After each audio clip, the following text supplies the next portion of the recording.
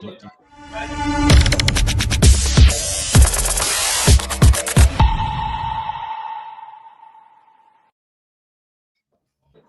up, people. How are we all doing, man? We have got Gianni in the building, the Napoli Ultra. And somewhere in the bushes there, you may find Rashid. I mean, is he having a cheeky piss? We don't know. Maybe he'll surface anytime soon. It's almost like a little David Attenborough documentary. What's going on, Rashid? What's going on, my people? Hey, big up to you, Aaron, of course. What's going on? He's looking in the wild with Rashid. Big up, man. Hey, big up to you, Bruce. Big up to Aaron. Big up to Gianni. Bada bing, bada boom. He knows what I'm talking about. He knows what I'm talking about. Is it Fugazi or is it Fugazi? You gotta tell me, Gianni. Well, which one is it? I need to start pronouncing it right. It's Fugazi. It's how you Fugazi. It's the Fugazi. Big up, man. Big up. I'm looking forward to this one. Yeah, man. It's always a pleasure having a nice little chat, and we'll put the link out very, very, very, very, very, very soon. How you doing, Johnny? We was obviously asked you off air. Do you know what I mean? But just the people that we're watching are watching. You know, how you getting on, my geezer? It's good. Mini headache, yeah. A little bit. Getting over the headache. Drinking my own. And it wasn't self-inflicted, no? Or was it? Oh, definitely was. Yeah, they're the best ones. Choo-choo. There was a lot of Johnny Walker drinking last night. So, oh, is it? Yeah. So, we're going, but I got to straddle up because we got to get ready. We're gonna go out again tonight. So. Oh, yes. Is it? You's back out. Do you know what, mate? That's exactly right. The best cure is to drink more. That's what I've always said. The best cure is to drink more. That's why when I'm on a lads' holiday, especially like they're like the 3 or 4 days where you're sitting there and you just think, do you know what? I am capable of just non-stop here. When you go on for 7 days, I have a little burnout after about day 4 or 5, and I'm like, oh yeah, fuck, I need a bit of a break from alcohol. But that's why you'll see me going down. You'll wake up and go, who's that loud prick downstairs? It's 7 in the morning. It'll be me shouting at the barmaid. Come on, get back on it. 2 hours sleep. Come on. But anyways, it is what it is, isn't it? Do you know what I mean? That's how it's got to be done, because we're goozers. But man, listen, let's talk about a little bit of Arsenal, shall we? That's obviously why we are here. And we won't cover loads and loads and loads of it, but you know what I mean? We've got a press conferences. I won't go for every little detail, but we'll bring up some of the stuff that we've managed to discover. But big up to a few people in the chat, man. Geezer, Macy as well. We will give you the link very, very soon. Big up to Gav, man. How are you doing, my brother? Yeah, let's get this up, shall we? Let's have a little read what this absolute pleb's been fucking waffling about. BBK Sports in the building. Big up, man. Where was that? Did I send you the link? You know what? Let me just bang the link in now. If anyone wants to jump on now, more than welcome. If they don't, they don't. That's cool. There's no digital gun to your head. All right, the link's in there. Right, let's have a little goosey. So this is the bit that I wanted to stop on. If you just bear with us 1 second, guys. Which bit was it? Probably should have had this pre-prep, but what can you do? It's been a long Friday. Yeah. All right, that was nonsense. We will go through that. That is absolute nonsense. We'll definitely cover that. What a fucking shower of shit that comment was.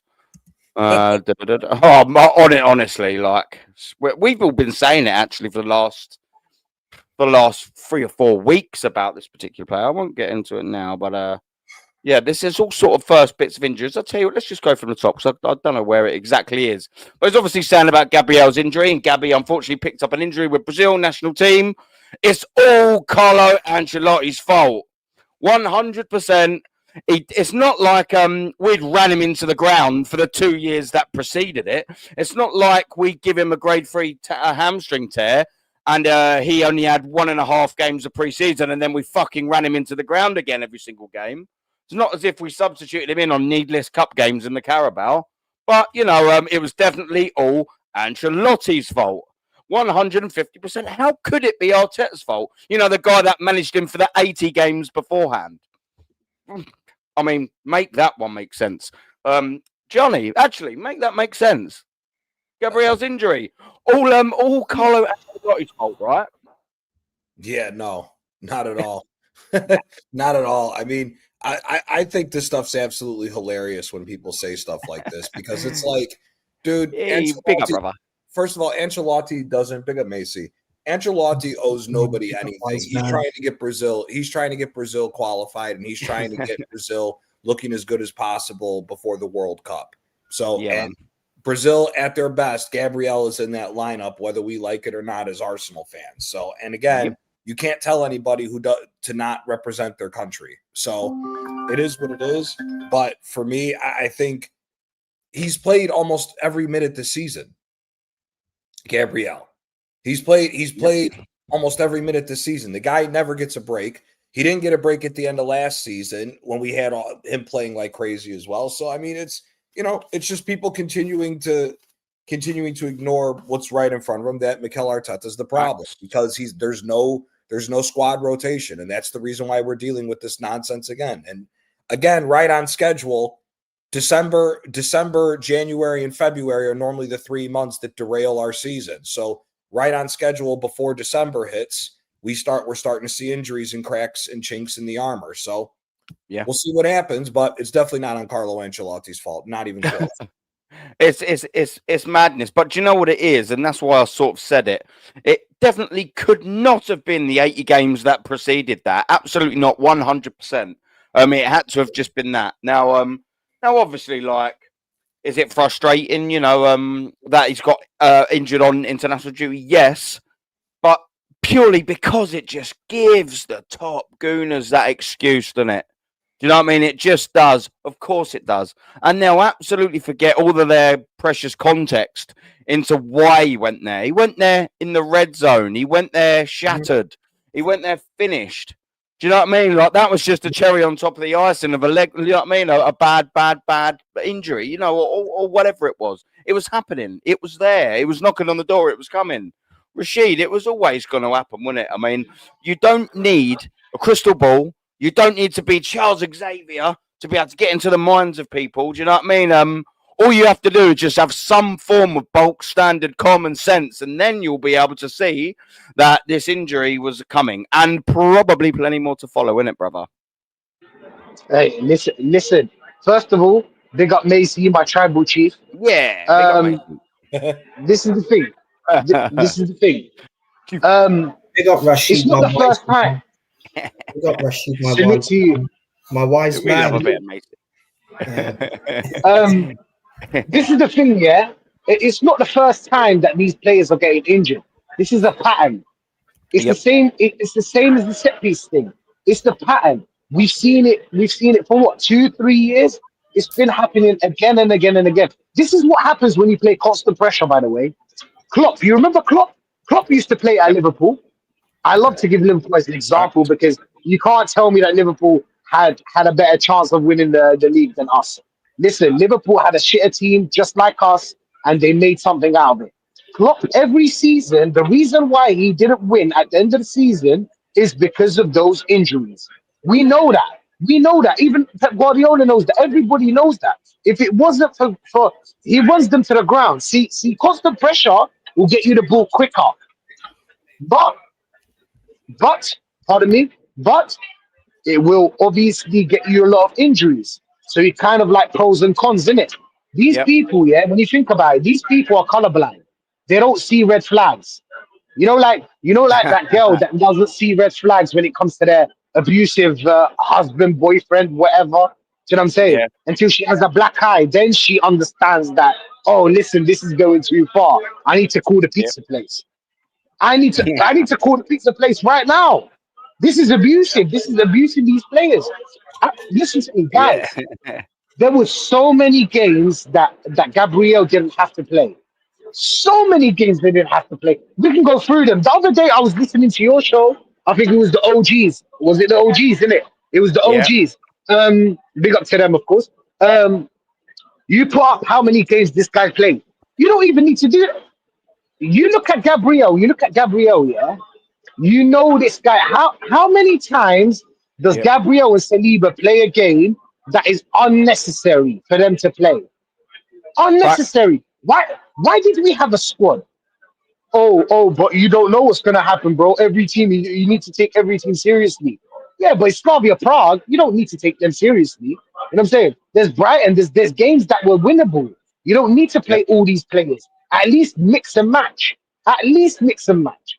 Because we have so many players that are not getting played. You told me, people tell me about a squad depth. But all I'm seeing is the same 11 playing every game. Aaron, what's the next 11 you're gonna see against Tottenham? You can name them right now. Yeah. So Copy and paste.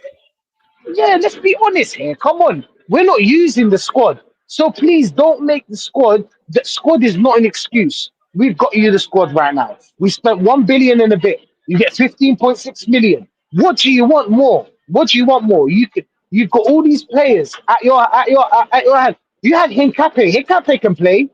Calafiore, all right, whatever. You know what I'm saying? Calafiore, I know a lot of people don't rate him, I understand. But against Slavia Prague, it's not going to be a problem, is it? Let's be honest. It's Slavia Prague here. Like, don't take the fucking piss. When we're saying these players are shit, we're not saying they're shit against every team. There's certain teams that these players can play against.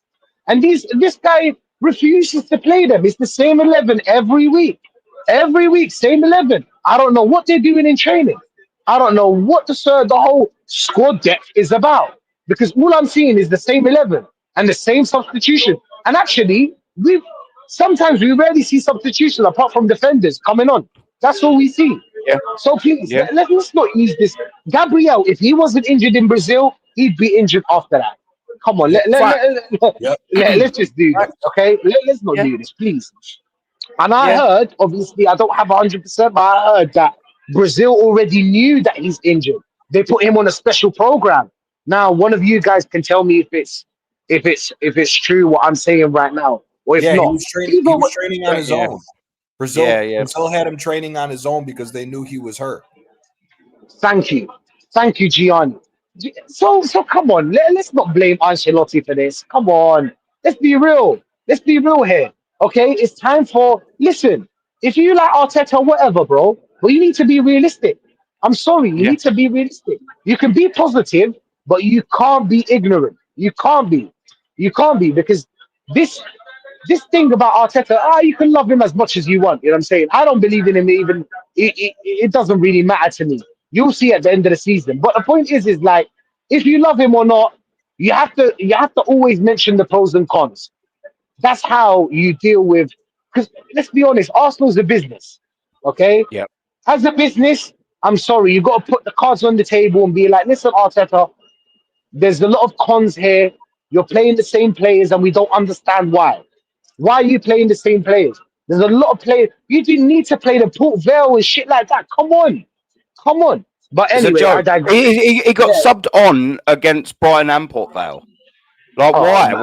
What does this need to happen? Carling Cup. He got subbed on, bruv, in both the Carabao Cup games. This is what I took a lot of it whilst we're on the injury stuff. Yeah. So he got asked this on if so many injuries are taking away from the quality of the game, and this was Mikel Arteta's answers, and I've highlighted this particular bit because it shows that he knows, right? And I'll explain myself in a second. Injuries are part of football. Obviously, the demands that those players have in the way that the schedule is, there's more demands than ever, and probably that's going to bring more injuries. I'll just read that latter bit out there. Obviously, the demands that the players have in the way that the schedule is, there's more demands than ever. Cool. So I'm glad that you, Mikel Arteta, have acknowledged that yes, there is a massive schedule, and that the demands, as you quite rightly say, I actually agree with this, by the way, are more than ever. All right, so what do I take from that? I'll tell you what I take from that. I take from the fact that you are completely and utterly aware that we are in unprecedented times of being able to play every 3 days, pretty much twice a week, whilst you're also expecting these players on match day 2 times a week to bomb up and down relentlessly, absolutely 90 minutes, whilst also probably doing the same thing in training 4 times a week. And you know, and you are aware that, as you quite rightly say, the demands are more than they have ever been. The schedule is heavier than it's ever been. So why, with all of this knowledge, why with the style of play and the demands that you bring on the players and the effort that you tell them to do in training, probably more than everyone else, and there's a praise to that, there's also a con. Why the fuck do you not squad rotate properly, adequately, like a £15.6 million a year manager should do, like the best manager in the world should do, like everyone in the world would be queuing up to get Mikel Arteta? Real Madrid would bite your fucking arm off to get him there. Why does he not rotate? It's not only does he not rotate, why does he not rest? Why does he not give minutes to people? So when I'm reading this crock of shit, injuries are part of football. Obviously, the demands of those players are where the schedule is. There are demands more than ever. Why are you bringing Gabriel on then when you know that last season he was out for the whole entire rest of the season through fucking grade 3 hamstring tear? He has no pre-season, little to no pre-season, and he's straight back in 90 minutes of football from Manchester United and then onwards. He starts every single Champions League game, which includes teams that are just not even Conference League sides, and then comes on in the fucking Carabao Cup, one of them being Port Vale. Why do people seem to be shocked as to why this guy's getting injured when he's playing in so many fucking pointless games? Let's just say, because I've heard some Arsenal fans say this, I'm going to say this. Well, Van Dijk, he plays like every game. All right, cool. Let's just, most of the time they do. Defenders do play a lot of minutes in the Premier League, but they get managed if they're going for 4 competitions. So let's just pretend, cool, we'll keep Gabriel for the Premier League. And they don't play. Exactly. So why is he starting? Why is he starting 3 of them 4 Champions League games then, 2 of which are against piss-take teams? Why is he coming on in fucking the 2 Carabao Cup games? That is 4 games of the 17 games that we've played. That's 25% of games he should not even have featured in, let alone travelled to. So when people are going, how can you not rotate? How can you not do squad managing? I've just broke down off the top of my head with no fucking pre-planning how to reduce his workload by 25 fucking %. Mm-hmm. What am I doing here? What's going on? There's something else, is it? There's something else here. Not to cut you off. You're on a mad one. Don't forget that we're the only team that plays the press, the constant press. The constant press is very important. Our defenders work so hard. Our whole team works so hard defensively. The constant press does not stop. So I'm sorry, players are going to get injured. You can't compare them to Man City. Man City don't play a constant press. Liverpool don't play the same way as Arsenal. Arsenal play in the type of way where maybe the whole team defends.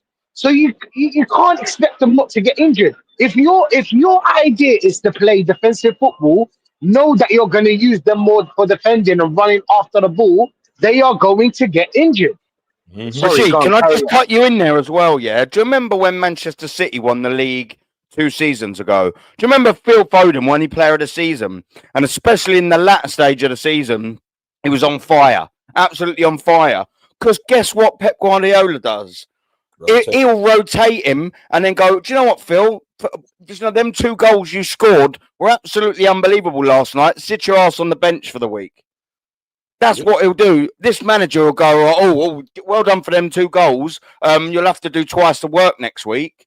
Do you know what I mean? This manager can't squad rotate. Now, in time, maybe 2 years ago, what Top Gooners or other people would have said, they would have gone, yeah, but we ain't got the squad Pep has. Now we have.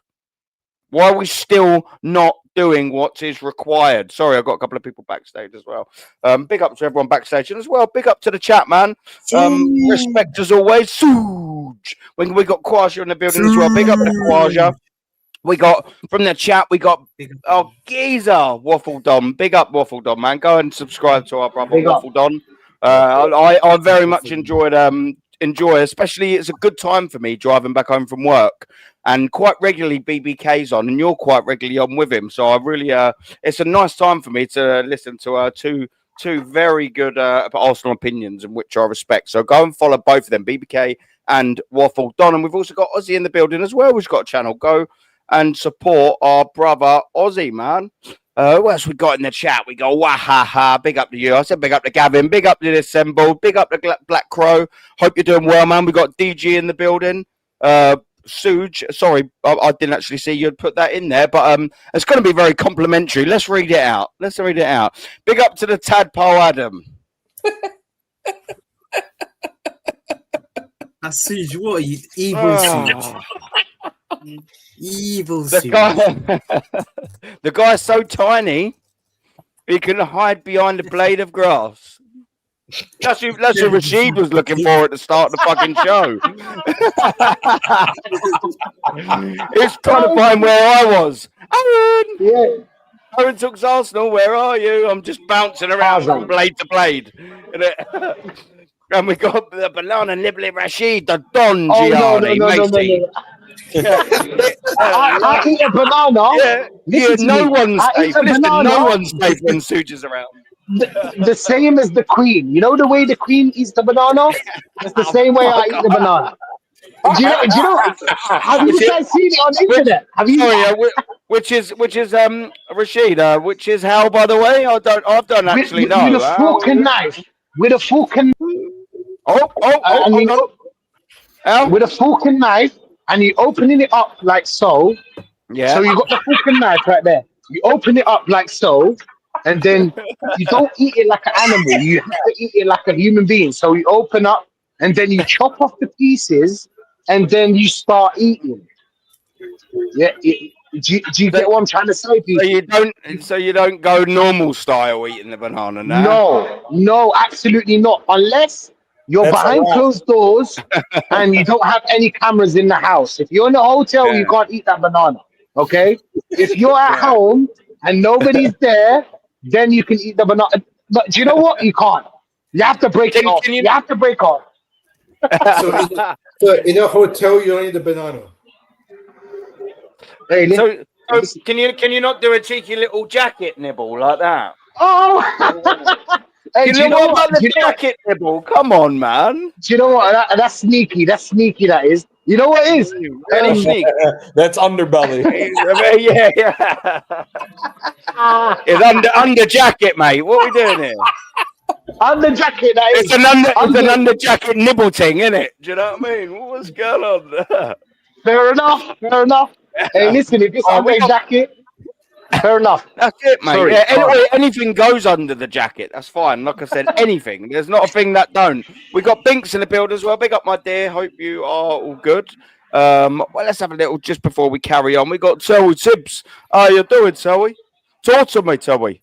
How you doing, my son? And who else we got in the building? Where we got Static. Big up to our brother, Chief Mod, man. How you doing, Static? And of course, we have Vigilante. Let me ping them links up now, my friend. He's always doing them things. Where is it? I'm sure I've got it in there. Do you know what? Give me 2 seconds, Vigilante. I will do it in 2 seconds. But big up to you, man.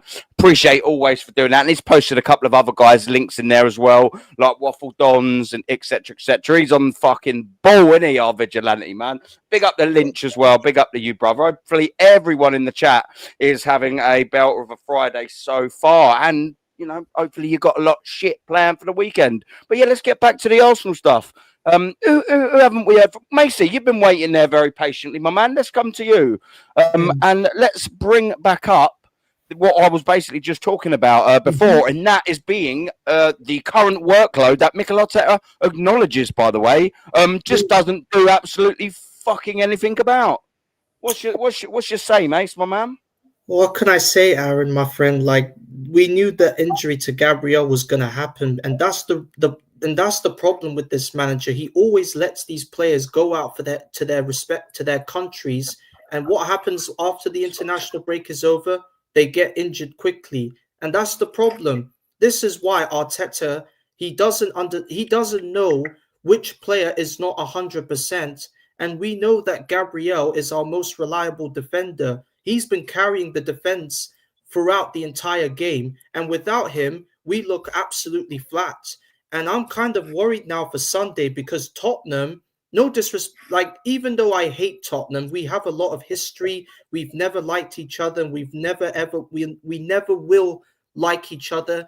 They could actually like spring a trap on us because they now know where the weakest link is, and it's now that Saliba hasn't got anyone to partner up. But I am going to say that he has got Mosquera or Nkempe with him, but I don't really trust either Mosquera or Nkempe because it's their first season in England, and it's hard for them to gel in with Saliba because I haven't seen much of Nkempe. The only time I did see him was the League Cup against Brighton. That was the only time we saw him play.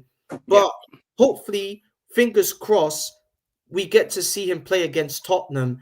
But we know this manager favors Mosquera because he said that Mosquera, like he favors Mosquera, and that's the reason why I think he will start Mosquera over Saliba. Yeah. That was.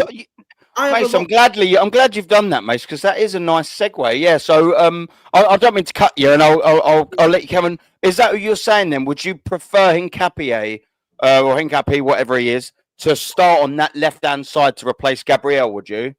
Yeah, I mean, it would be nice to try something different, Aaron, because even though this manager favors Mosquera over Nkempe, why not give Nkempe a chance to show the manager what he's made of? Because we bought Nkempe to stabilize our defense.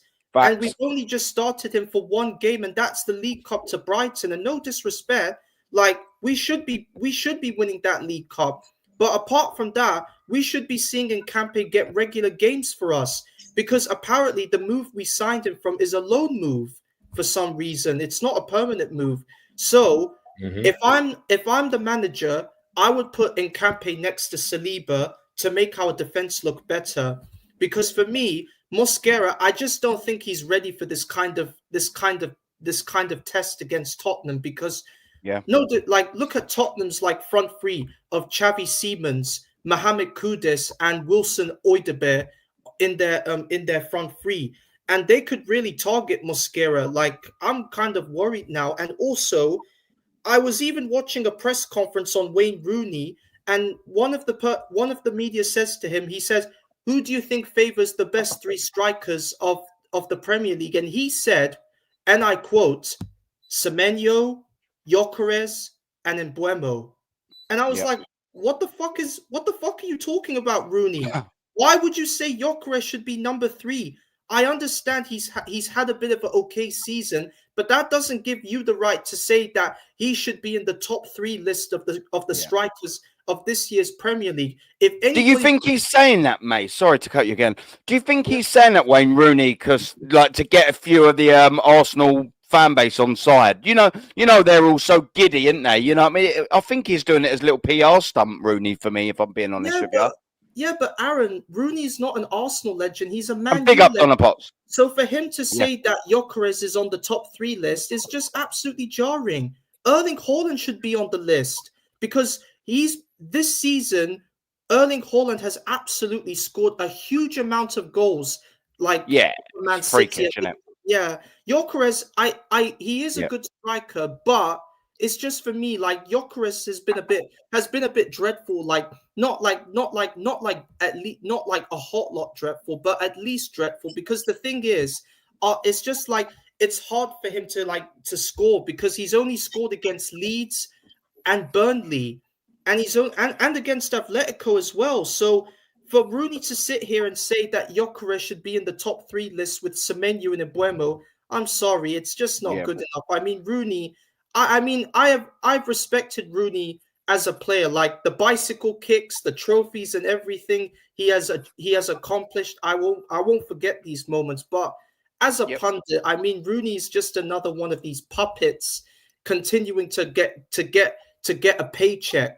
Because all these pundits nowadays are now getting paychecks, Aaron. Because whatever the club says to them, they say, "Yo, Rooney, say something." I want you to say something about Arsenal. It's just whatever the Arsenal media say to a pundit, they will say, okay, then if I say that, then I'll at least get 100 million money. Yeah. So That's the reason why Rooney said that about Gyökeres. So yep, PR, mate. PR. That's all it is, bro. yeah, it's PR. That's all it is. Because, like I said to you, that's sort of why when you mentioned it, it's because he knows that he's going to get an entire weird little following of Arsenal fans are like, oh, ain't Wayne Rooney great? Oh, well, do you know what? I didn't like him as a player, but Narf love him as a pundit. That's what you'll get. Just the idiots, of influx of flock of morons of Arsenal fans that will be thinking that. But do you know what I mean? It don't fool us, and Macy, it's a fantastic point. It certainly didn't fool you, and as the wonderful Donna Potts in the chat as well, saying Rooney didn't mention Holland, like you said as well, Macy. It's craziness. I mean, maybe if the only thing that you could sort of say as to why he didn't was because it's so obvious he's there that he didn't bother mentioning it. However, that's letting him off the hook, dude. If you're talking strikers in the Premier League, you're talking Haaland and probably no one else. Let's just get that absolutely factually right. Because Haaland's, well, he's the only striker really in the Premier League that could probably do well 20 years ago in the Premier League. Aside from that, every other striker is just absolute bang average. Every other striker's Darius Vassell. Do you know what I mean? Like, that's basically the level it is, and I'll see a few people nodding their head on the panel. Do you know what I mean? That's just what I'm feeling. I think like it's just the quality's just sort of gone down. But yes, it's craziness of Rooney. Sudes, what do you sort of reckon on it, man?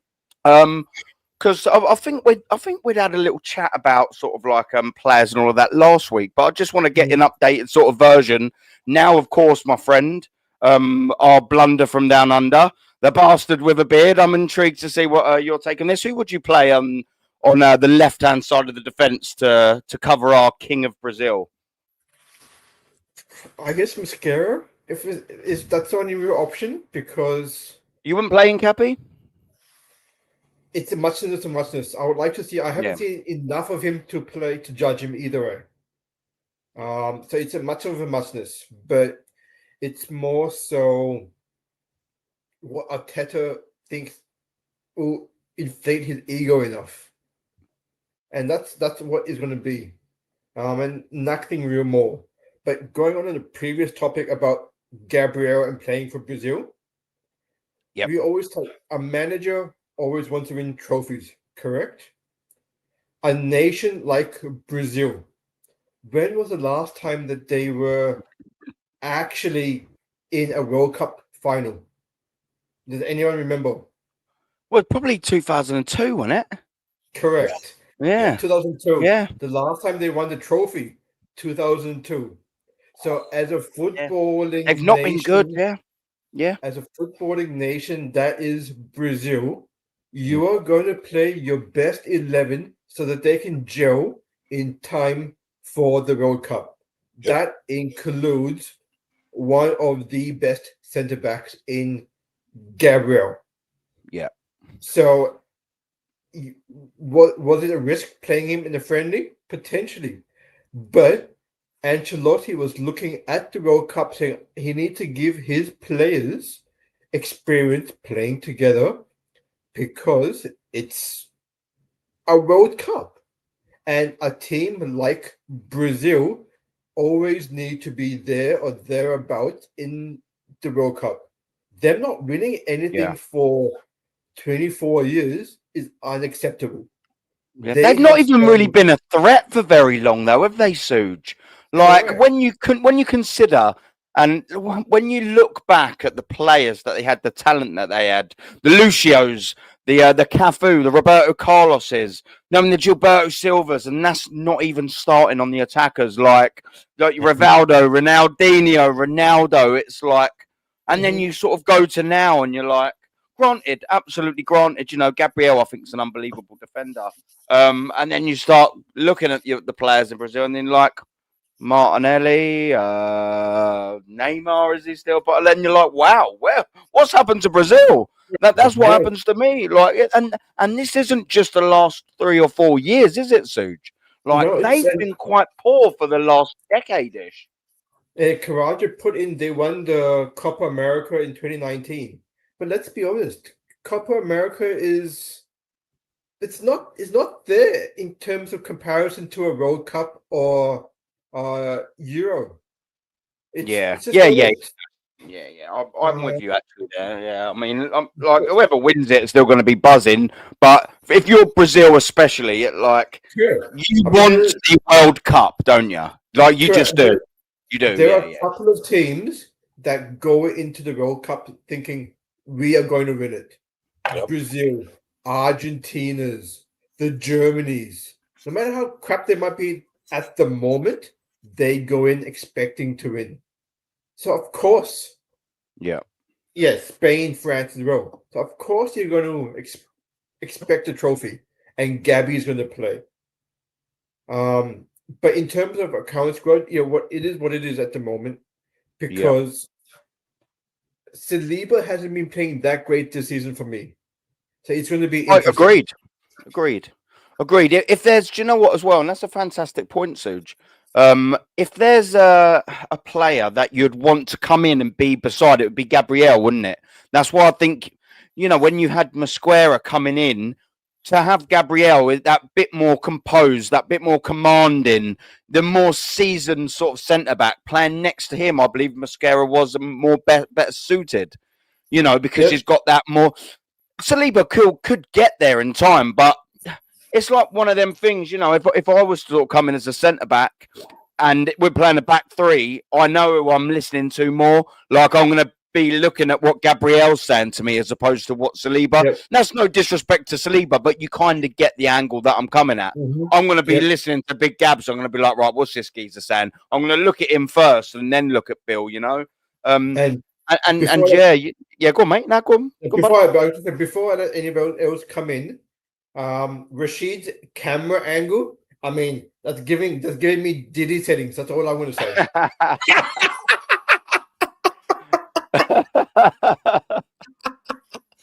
That's not very nice. He's not a very nice guy, Rashid. He's not. Oh my God. But do you know what the thing is? Yeah, is that we love a bit of Suja. We hope that that guy never changes. And do you know what we love a bit more is Mrs. Suge, the proper Suge.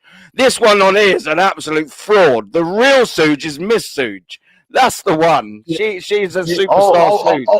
She wears the pants in the relationship.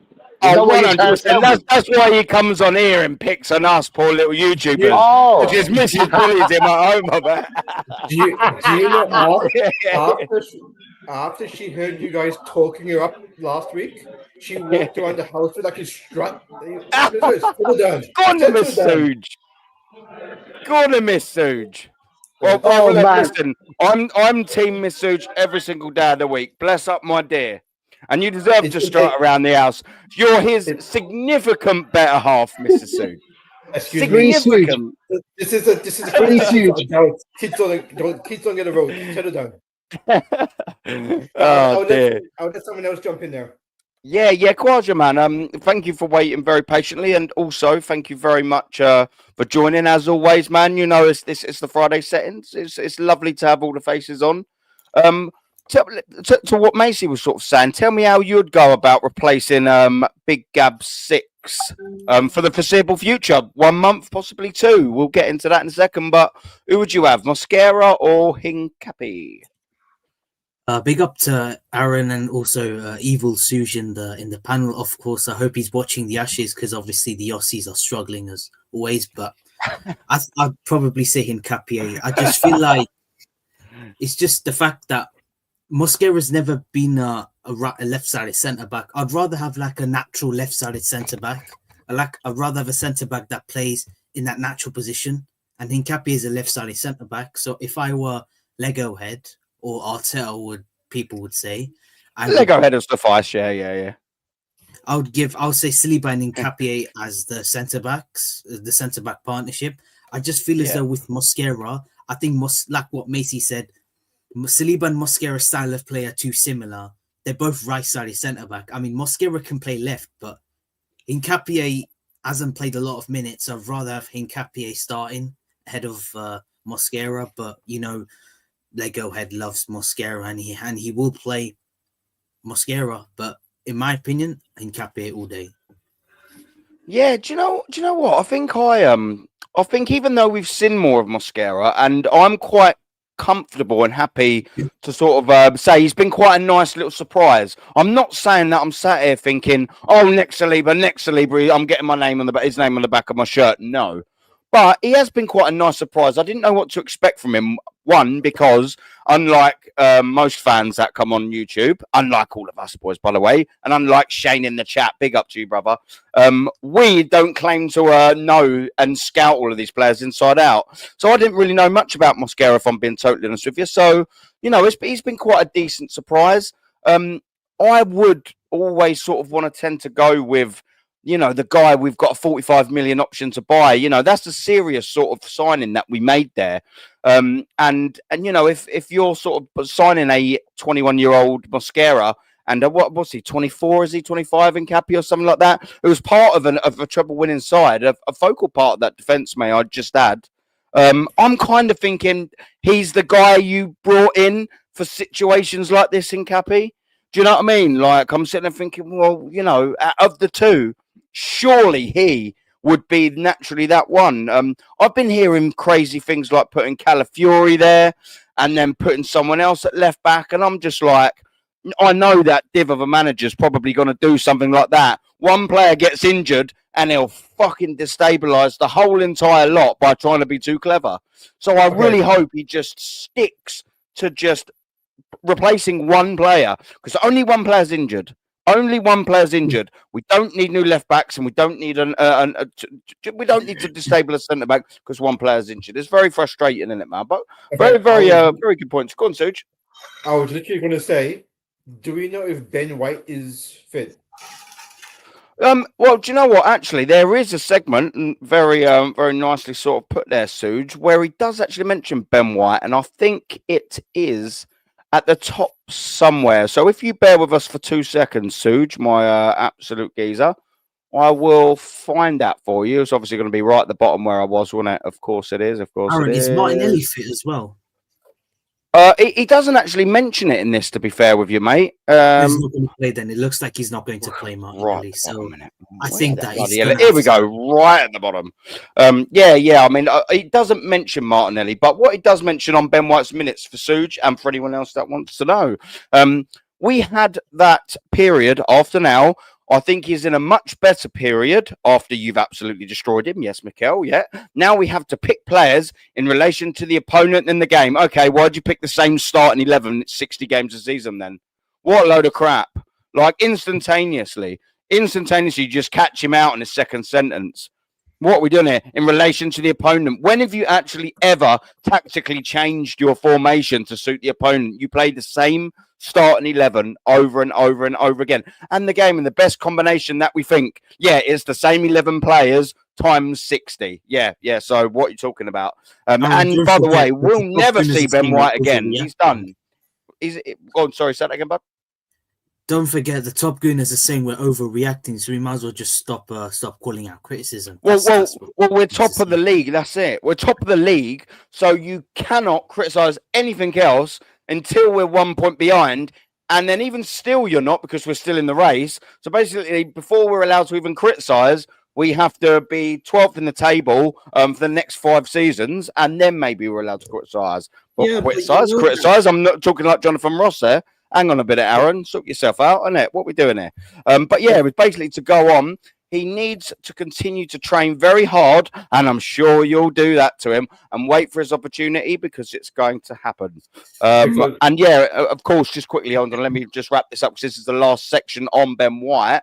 And if he still trusts his ability to handle so many games. Of course he doesn't. And the reason why he doesn't trust him is because he is the reason why he cannot handle said many games. Yeah, but now he needs to do it when he plays, which you won't do that, and prove that, like any other player, that's the test. That's the level. Urin's been incredible. That's the only thing I agree with. And he has been fantastic. And you watch, he'll be next. And then guess what? Ben White will come in totally nowhere near match fit level. He won't be fresh at all because you don't rotate him. And then guess what's going to happen? You're going to have a stale Ben White that gets absolutely destroyed down the right-hand side. and shock, horror, he will probably pick up an injury too, and then we'll probably be playing Zubimendi right back. It's just foreseeable. We all know the level of Ben and how incredible he can be for the team. So that's it. Everybody will have options. Bullshit.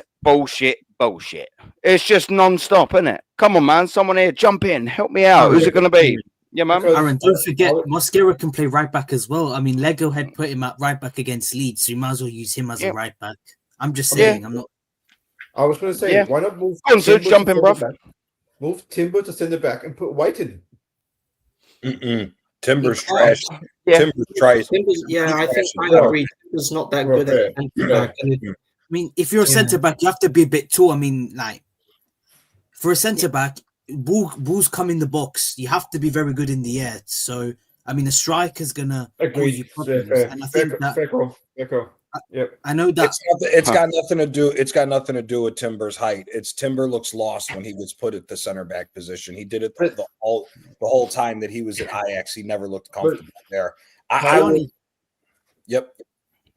Arteta played the Timber against Villa at centre back. He put Partey at right back and moved Timber to centre back. I mean, drew 2-2 against Aston Villa after being 2-0 up last season. At home. But at home. Yeah, this is what I mean. This is what happens when he tries being too clever. Go on, Johnny. Sorry, go on, mate. No, I'm just saying he was lost. Yuri Tielemans' small ass was able to get a headed goal in that game. So, I mean, let's not say no more, innit? For me, I don't care if he hasn't played. Hincapie is the only person that should be playing that left-sided center back position. Yeah, I agree. And don't forget as well, mate. And Terry Tibbs is jumping in with the facts, isn't he? Don't forget, Zippy, a.k.a. because Shane's in the building, said is one of the best defenders. So our fourth choice centre-back is one of the world's best. Woohoo! Mikel has conquered football. Yep, that's it. 150% Terry. He is Terry Tibbs. Mikel Arteta is conquered football, son. What a div, eh? Yes, Ben White is fit. Yeah, he's fit, but for not much longer. Go on, man. How can you blame injuries if you have a squad depth? It just makes no sense. If you have squad depth, surely you can't say, "Oh, you've got injuries." Just say, "Oh, you've got backup." Use that.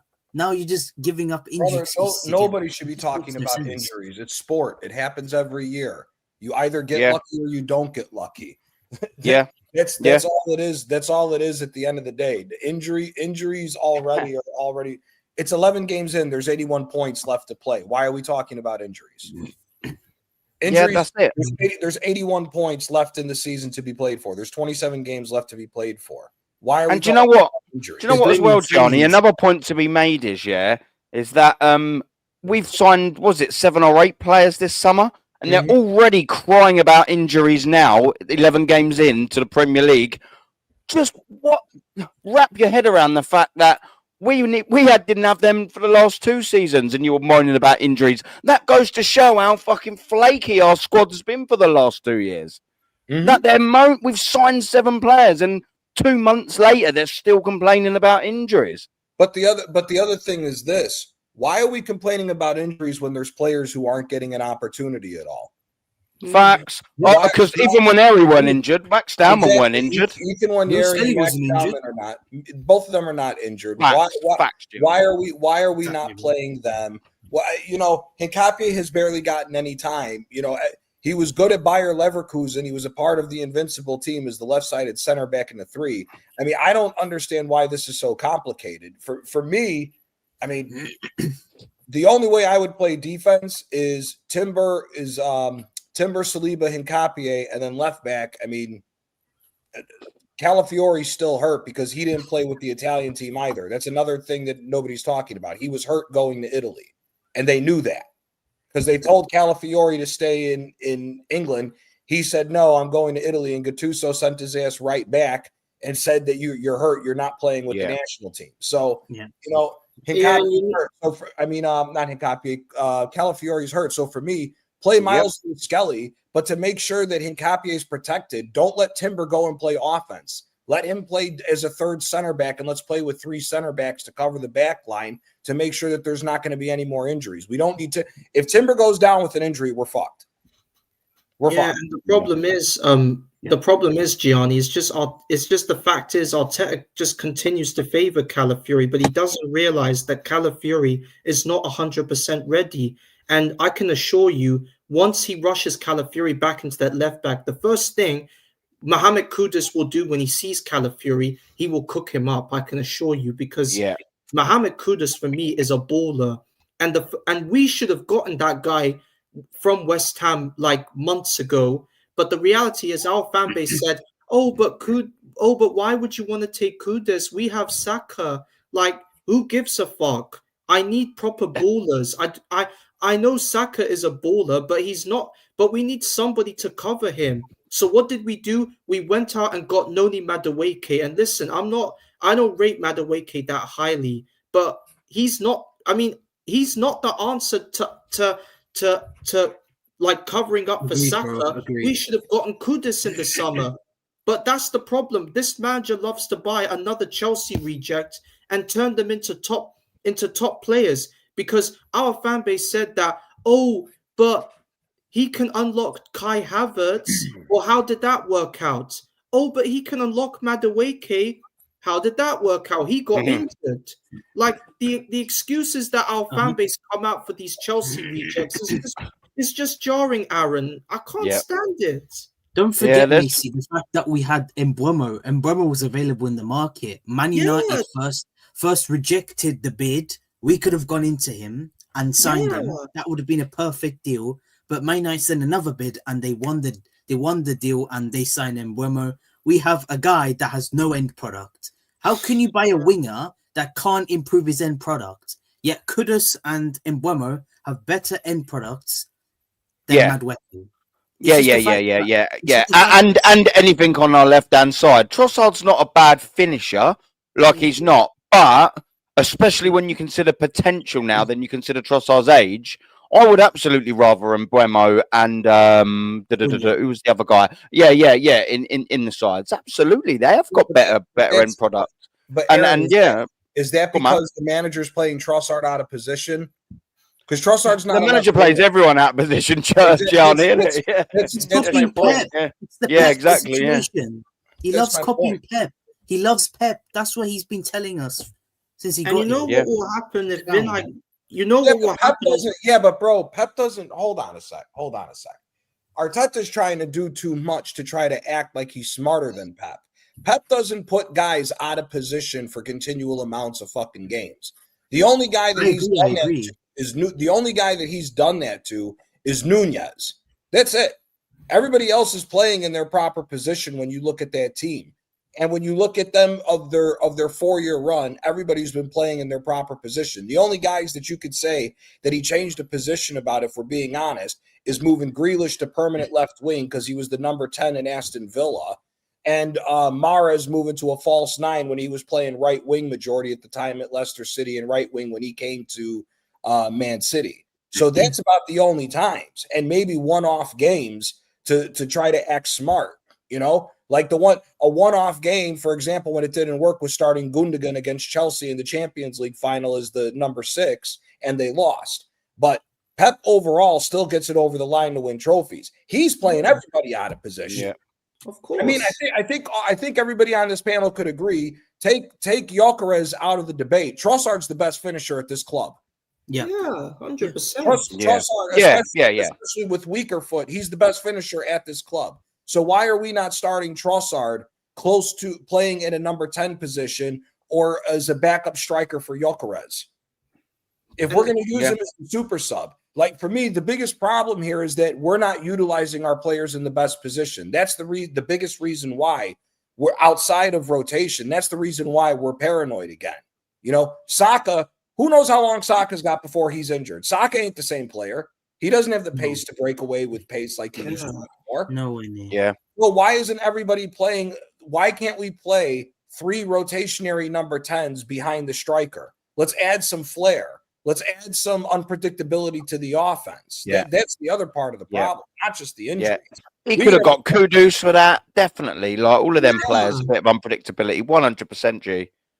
Don't forget, Aaron, the fact that this is the same Arteta that before the Crystal Palace game, you remember when we beat Palace 1-0 in October? Before in the press conference, he said that Gabriel was a serious doubt, and he still played him. Don't forget that, people, because he was a serious doubt, and he still played him. But he was. He lives and dies by his 11. He's not injured. He's not injured. What are you saying right now, eh? He's not injured. Do you know what? Do you know what makes me laugh? Yeah, is they'll go, and they'll sort of say about the unpredictability thing and our wingers, and they'll go, oh yeah, Madueke causes chaos. Do you know what he doesn't do though? Score or fucking assist. Like, if your whole sort of a team is going to be double defensive, and you've got a front three, you kind of need them to be scoring or assisting. It's what's the difference between? Come, Sue, talk to me. What's the difference between Madueke and Martinelli? At that Martinelli's end product is better. A headband. That's literally it. A bandana. Everyone knows I'm a Martinelli fan, but I admit he's been crap for the last 18 or so months. But there is no difference between him and Noni at the moment. They both run straight up, they don't look up, they don't do anything. So you'll probably agree with me here, though. I just think, like, especially in the last 3 years, we've just wasted him out of position. Like, he should have at least been given adequate length length of time as a striker. And he's had plenty of opportunities, by the way. I know last season he was also part of the injury problem, but he weren't out as long as, your Havertz's and your Gabriel Jesus's. What I'm also saying is definitely over the last 2 years, there has been ample opportunities to play him up front. And even then, if he doesn't cut it up front, then you just go, all right, cool. We've got like you're saying, Suj, we've got an average winger, a guy that's not really doing it up front either. We've got an impact player off the bench. That's fine. But we'll never know that now because can you ever see him getting an opportunity up front, Suj? No. No, it's done now, isn't it? Yeah. He's got what, 4 goals this season so far. All of them have been when he's been playing more in a central position. Yep. Not on the left. Yeah. Yep. Not arguing that. Yep. Not arguing that. So it's everyone says you see the game with your eyes, not the stats. With your eyes, you can see him playing better down the middle. Yeah. He's just that kind of guy. I mean, like, that's one of the most frustrating things about Martinelli. It's like, somewhere there is a player in there. Maybe not to the potential level we thought/hoped a couple of years ago, but that there is a better player than what we're seeing in there. And what we're seeing is it's just when he's getting the ball out and he's running it out and he's got his head down. What does that say to you? He's not a winger. He can do a job there. He has done a job there. You can perform. And no one's saying that because we think he's a striker, he's an absolute shocking winger. He can do a job there. But do you know who doesn't win Premier League titles? Starting players on the front three on 200 grand a week that can do a job. Yep. Did Carlos Tevez, Berbatov, Wayne Rooney, and Cristiano Ronaldo do a job for Manchester United? No, they were all world class and they won a treble. Did Mahrez, Sergio Aguero, and Sane or Sterling do a job for Manchester City? Nah. They just won the lot frequently. That's what they done. Did you know what I mean? Your Didier Drogba's and your Robins and your Damien Duffs. Did they do a job for Chelsea? Nah, they didn't. You don't win titles with players that do jobs in your starting positions, especially when you are lacking the attacking threat and the players that are doing jobs are your attackers. We can't be having a Bukayo Saka and listen, I say this and I say this all the time about Bukayo. He's carried us for plenty of seasons under Mikel Arteta.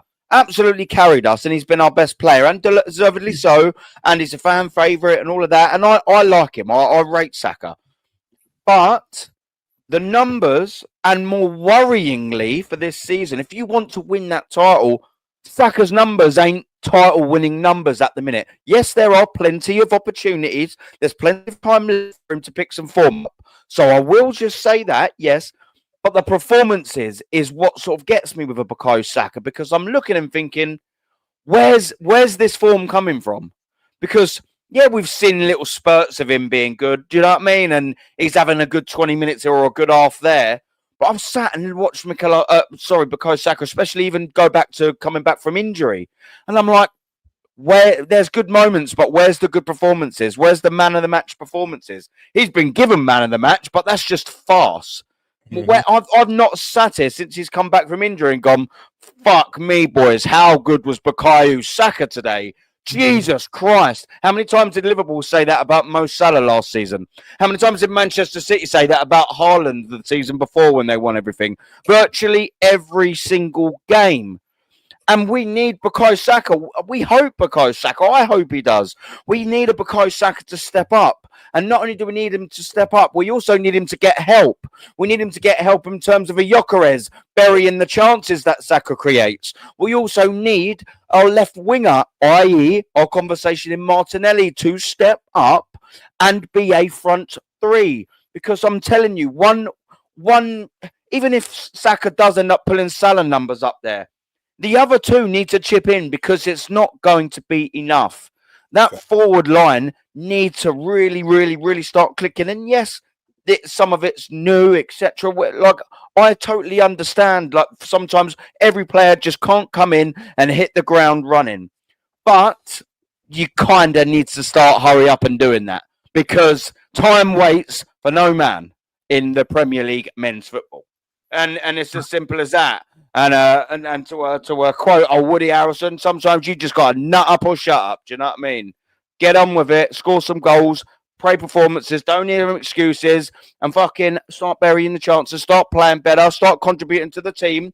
And then we'll probably be looking at it and go, do you know what? We got a fantastic opportunity, man. I don't know if anyone wants to come in with my little ranty poo there. Aaron, this is the thing, right, with rotating players is that Arteta just doesn't know how to rotate. I mean, if you look at the Albania-England game where you look at Thomas Tuchel, he decided, I'm going to bench Saka for the game. He rotated the whole team. He decided to change it, right? This Thomas Tuchel, who's subbing off Rice after 64 minutes, right? Lego Head doesn't even bench him. What happens if Rice gets injured? Who's going to be our set-piece taker? I mean, you can say Trossard can take our set pieces, but he's not even really a threat from set pieces, Trossard. I don't think I've seen Trossard do set pieces with his weak foot and it's still shit. Like, it just doesn't make sense. I've seen Tuchel. It's people say, oh, it's Carlo Ancelotti's fault for Gabriel's injury. No, it's not. Bruv, he's not the guy that plays Gabriel every single game. It's Lego Head. But everyone doesn't want to talk about it. People say, oh, he got injured by himself. Well, if a manager keeps overplaying him, who's gonna get more injuries? Gabriel will, and any other player will. So we need to stop this narrative saying that, oh, but it's just that you're overreacting and all this. Well, let's be real. We haven't won anything in 5 full seasons. Oh, but sorry, apparently Lego Head would want to count the Community Shields. Obviously, I'm not counting it, but this is what he does. You look at the injuries last season. Look what happened to last season. I mean, last season, the amount of points we've dropped from winning positions. We've dropped points already this season from winning positions. The first game. And this is a huge North London derby coming up. Well, you've segued me nicely there. And I'll read this little bit out and then we'll sort of get off it because we will talk about North London derby. And this was what Mikel was asked and answered. And the challenge of focusing on just winning the game in the derby context. And he says it's about bringing everything to the table. That's the context of the game and that's the superpower. When you have everybody playing with that passion and with that emotion, winning within the team in every single ball, it makes a difference. And we are very privileged.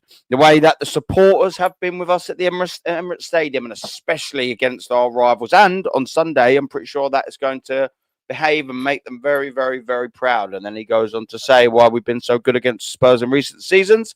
The emotion requires something else and you cannot be too high. But at the same time, that game demands that in every ball. What a load of waffle, by the way. You have to be a bit more than in any other game. We have found a really good balance. We played well. Some days we have won. Some days we've been a bit unlucky as well. A bit lucky, rather, which is fair to say. So on Sunday, we need a really, really, really good performance to beat them. I make the latter part right at least. We need a big performance. I've always said, boys, derby day, form can go out the window a lot of time, especially what we've seen in on Arsenal with Spurs over the years. I think it's still the Premier League's highest goal scoring game. So hopefully we're sort of, we're not going to be dulled to a boring 0-0 draw or 1-0, even though I'll take a 1-0 win, of course. But it's very important, Gianni, isn't it, man? It's massively important, considering that we dropped what I call the safety net points against Sunderland. Them 2 points we cannot afford. We couldn't afford anyway, but we double can't afford to be dropping points at home to Spurs. Mikel Arteta drops points in clusters, and we've seen that over the last 3 years. He can't afford to do it this year, can he, G?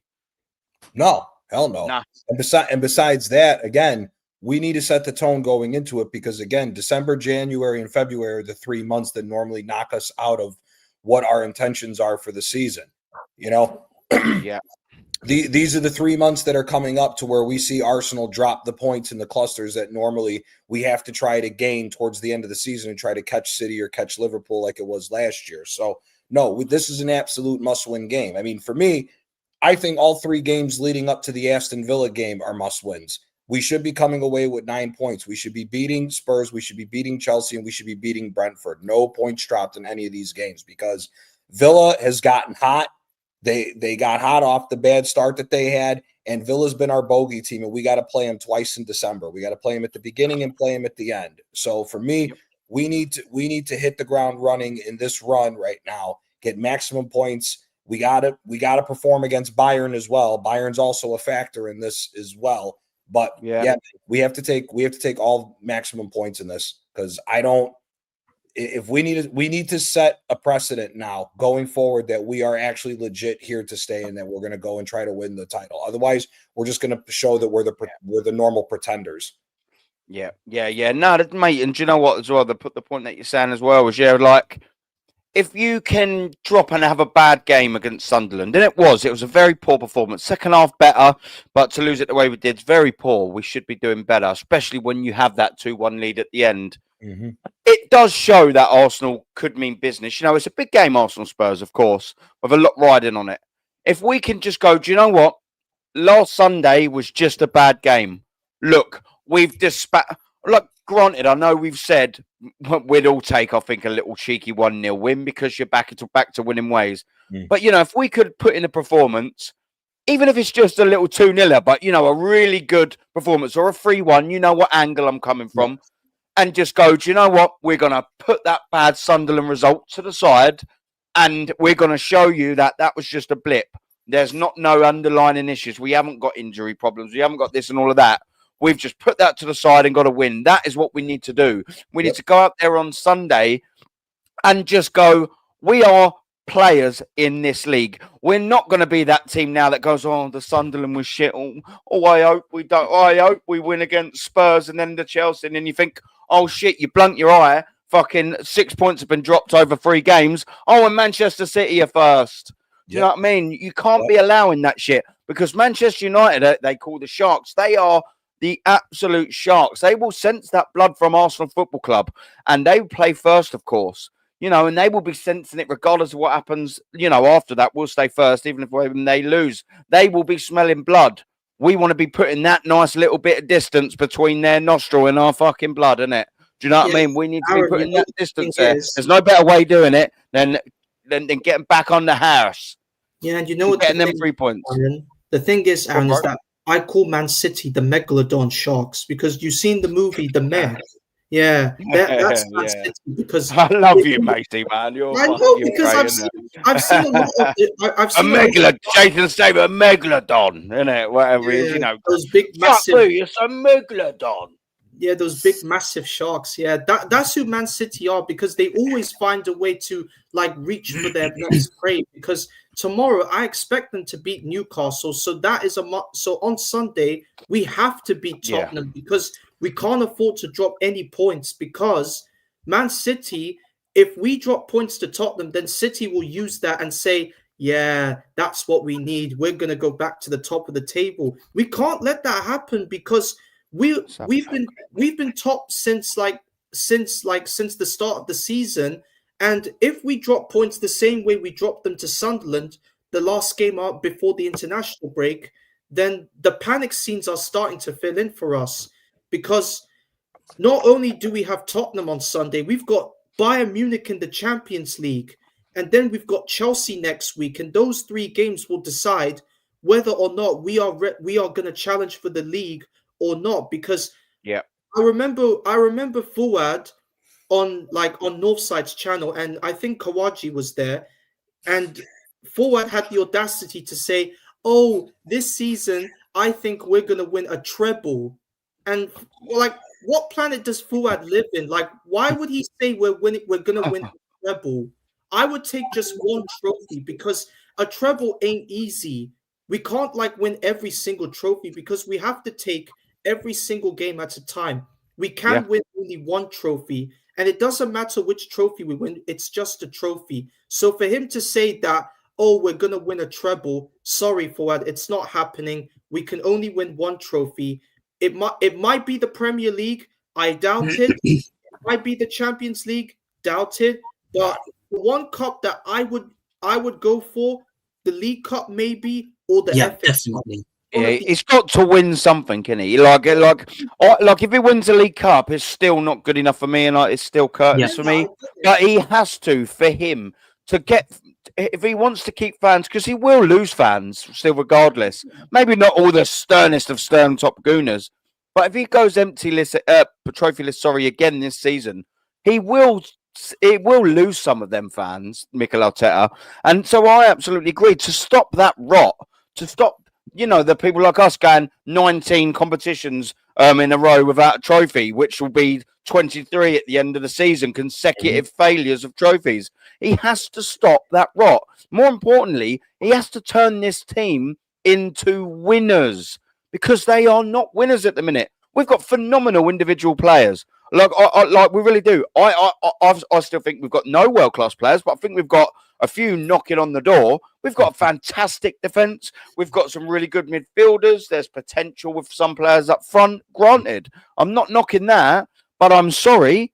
This squad in the Premier League are not a group of winners. They're not. Why? Because they haven't fucking won it. They've not won nothing in domestic football in England. It is just as simple as that. It's inescapable. You may not like the words I just said. You might even not like the way I said it. Tough fucking shit. Like, that is just a fact. Whether you go, oh, this Aaron's a prick, I'm going to click off, piss off. Go and watch AFTV and listen to their web of shit, because they'll make you feel a little bit better about yourself with twinkle stars and fairy dust. But we don't do that here. And do you know what I mean? It just is what it is. But you made a really good point, Macy, yeah? So you said about, obviously, like the Newcastle game, which is obviously this Saturday, tomorrow, a day before us. So it's brings different pressures, etc., etc., etc. This is really, and I'll go down the list of Premier League fixtures. This is really their only little possible slip-up. And I still expect them to win, by the way. But have a look at their next 5, Manchester City, ladies and gentlemen. So we've got Newcastle, of course, away. Tricky game. Well, you never know. Newcastle might probably turn up and bastard their way to something. But then they've got Leeds at home to complete their November, the same weekend that we play Chelsea away, just letting everyone know. And then they've got Fulham away. It can be tricky, but you still kind of expect them to win. Sunderland at home, you kind of expect them to win. Crystal Palace away can be a tricky game, granted, but and then you've got you've got West Ham at home. Then you're sort of going into the end of December, Nottingham Forest away. You've got some real winnable fixtures, basically, is the point that I'm getting at for Manchester City. Aside from that Newcastle sort of fixture, I'm looking at them, all of them 6, and I'm like, I hope they don't get 18 points, but I think the worst they're going to do is 16 out of that lot. And then we come to Arsenal. And look, I also would believe if someone was to combat me and go, look, just concentrate on your own fixtures. I do totally get that. If it wasn't Manchester City behind us, do you know what I mean? Like, I'm sorry, but I'm always going to be looking behind. Yeah, but see, you know what? Here's where I'm going to disagree with all that, and I might put a little bit of a top gooner hat on for saying this. This isn't the same fucking City team, though. Like, this is the thing that everybody needs. This is why this season is bigger for Arteta than it ever has been, because whether anybody wants to like it or not, or talk about it or not, the City team that was powered by Kevin De Bruyne and Gundogan is no longer here. So the main guys that ran that team, that was the team you always had to watch out for going on that run second half of the season, especially that midfield and the forward line that powered that team, is no longer here. Yes, they still have Haaland. Bernardo Silva is not at the same level that he was. He's been a good player for them, but Bernardo Silva isn't doing everything that he used to do with this City team. This season is more on Arteta than anything else, because you have to now take the initiative and set it forward and say, listen, we're going to take advantage because Liverpool has shit the bed, and this Manchester City team is still retooling itself to relearn winning. So for me, it's City, but it ain't the same City. This is I do 100% totally like get where you're coming from, and I do agree as well with some of the bits that you've said there. The only thing that I would counter that with, politely, of course, my friend, is that, well, you're absolutely right. I totally and will not argue them points that you've made. A Silva, a Kevin De Bruyne. Like, I will not argue them points you made. One sort of thing I will say is they've still got Pep, who knows how to get best out of players, who knows how important them runs are, and of the three teams, Arsenal, Liverpool, and Manchester City, even without them players, he can still get a tune out of Haaland. He just speaks for himself. The same with Foden. Doku's coming into a bit of form, but I will also concede that could be a purple patch. But like, he's done there before. He's got that know-how, and I sit there and I think, if you was to say, all right, from this point now, who's gonna go on and get 9 wins and 1 draw out of their next 10 games, regardless of what games they are, I'd still probably lean at Manchester City. I would say neither. I would say neither. If you had to, I get that, but. So I think we agree with each other's points and slightly disagree with some there, but it's an echo chamber here, Johnny. We never disagree with each other. But do you know what we do when we slightly disagree with each other? We do it properly. Do you know what I mean? We acknowledge each other's points. Sure. I agree with you. I could see City doing that because, again, it's Pep, and also like and what Lynch has put in, it's Haaland on the run that Haaland's on right now. Haaland's just going absolutely crazy. But the flip side of that is, you not only don't have the midfield too, it's also the defense. The Kyle Walker, you don't have the Kyle Walkers of the world. BBK is so funny, I can't lie. Yeah, he's a boy. We love a bit of BBK, man. Terran's the fucking man. He's a mate. He's not funny as Suj, though, is he? Is he not funny as Suj, or is Suj more funny than? No. Suj he's basically, Suj is a geezer to everyone else, bar me and the peasant Sean. Everyone else is, gets a free pass. I just don't. Evil Suj. I think there's too much questionable shit with City this year to where it's a foregone conclusion that we have to worry about City. Yes, obviously you got to worry about City and Pep, but I think there's so many more X factors that have to go right for City this year that Arteta has to take. He has to grab this. He has to grab this title race by the horns and push it forward. Otherwise, Because for me, if we don't win this year, this is the worst out of all the seasons, because we've spent so much money in the offseason. We have so much rotation, squad depth, and because City doesn't have Kevin De Bruyne, Gundogan, Kyle Walker. Ruben Diaz has fallen off of a cliff from the standard that we saw with him. John Stones. Agreed. John Stones is shit. John Stones is one of the most overrated players. He was good. He was good for one fucking year when they won the treble. Other than that, Stones is one of the most inconsistent players there are. But the thing is that City's form, from what we're used to City, is there's a lot more questions going on. And plus, still, we don't know what the situation is with Rodri either. Gonzalez is getting better, but we still don't know what the situation is with Rodgers either. So for me, like I said, this is going to be the year that's going to determine if we're pretenders or we're contenders.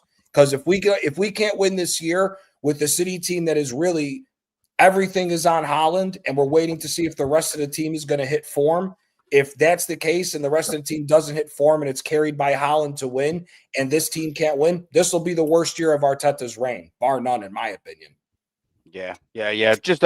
Just quickly, and by the way, yeah, faction. I'm going to come back in on that as well. But yeah, big up BBK, man. The tone police going to get me soon. Oh, 100%. They're already been banging on the door, man. They're going to come back with a warrant soon, aren't they? Do you know what I mean? And they'll get me. You know, they'll get me. They'll get me. And yeah, that's exactly right. Yeah, that's the second thing I was going to say. Yeah. Big up to Suj who put up in our chat that he's going to shoot off, and more importantly, big up to the significantly better half, Mrs. Suj. This ridiculously significantly better half, Mrs. Suj.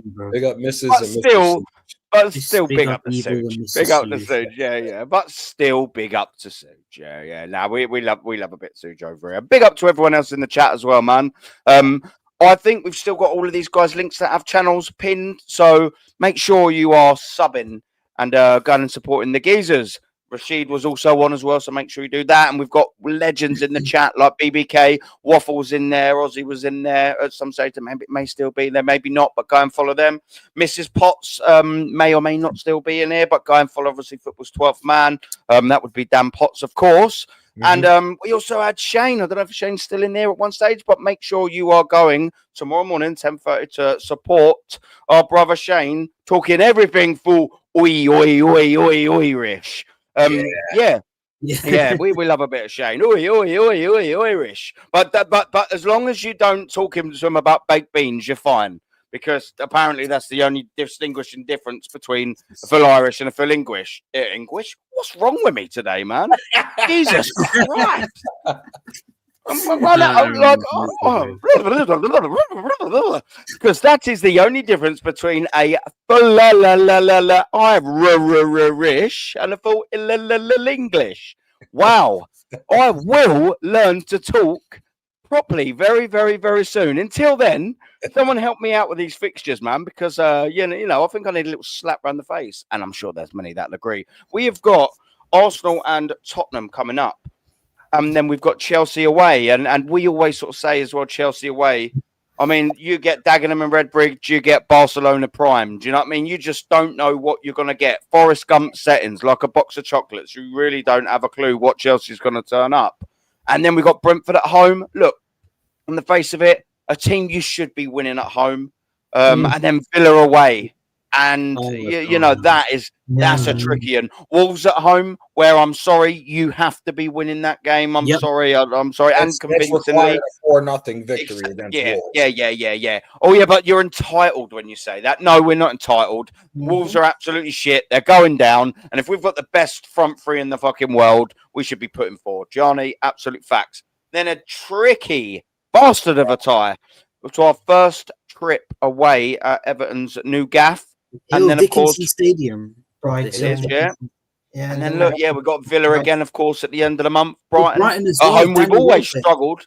We've always struggled with Brighton at home in numerous competitions as well. Also, the fact is, Aaron, we still haven't beaten. This manager still hasn't beaten Fabian Hürzeler, because Hürzeler's got a good record against Arteta.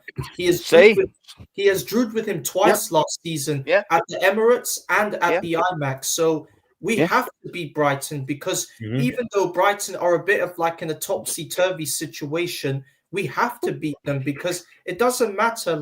It doesn't matter which form Brighton are on. We have to beat them because, at the end of the day, we have to win every single game. It doesn't matter if it's a hard game, if it's an easy game. We have to get the job done, because Man City are right behind us in the table. And if we make one mistake, then City will use that as an advantage, and they will rise out from the waters and take us out of the land and drop us down to any kind of place in the table.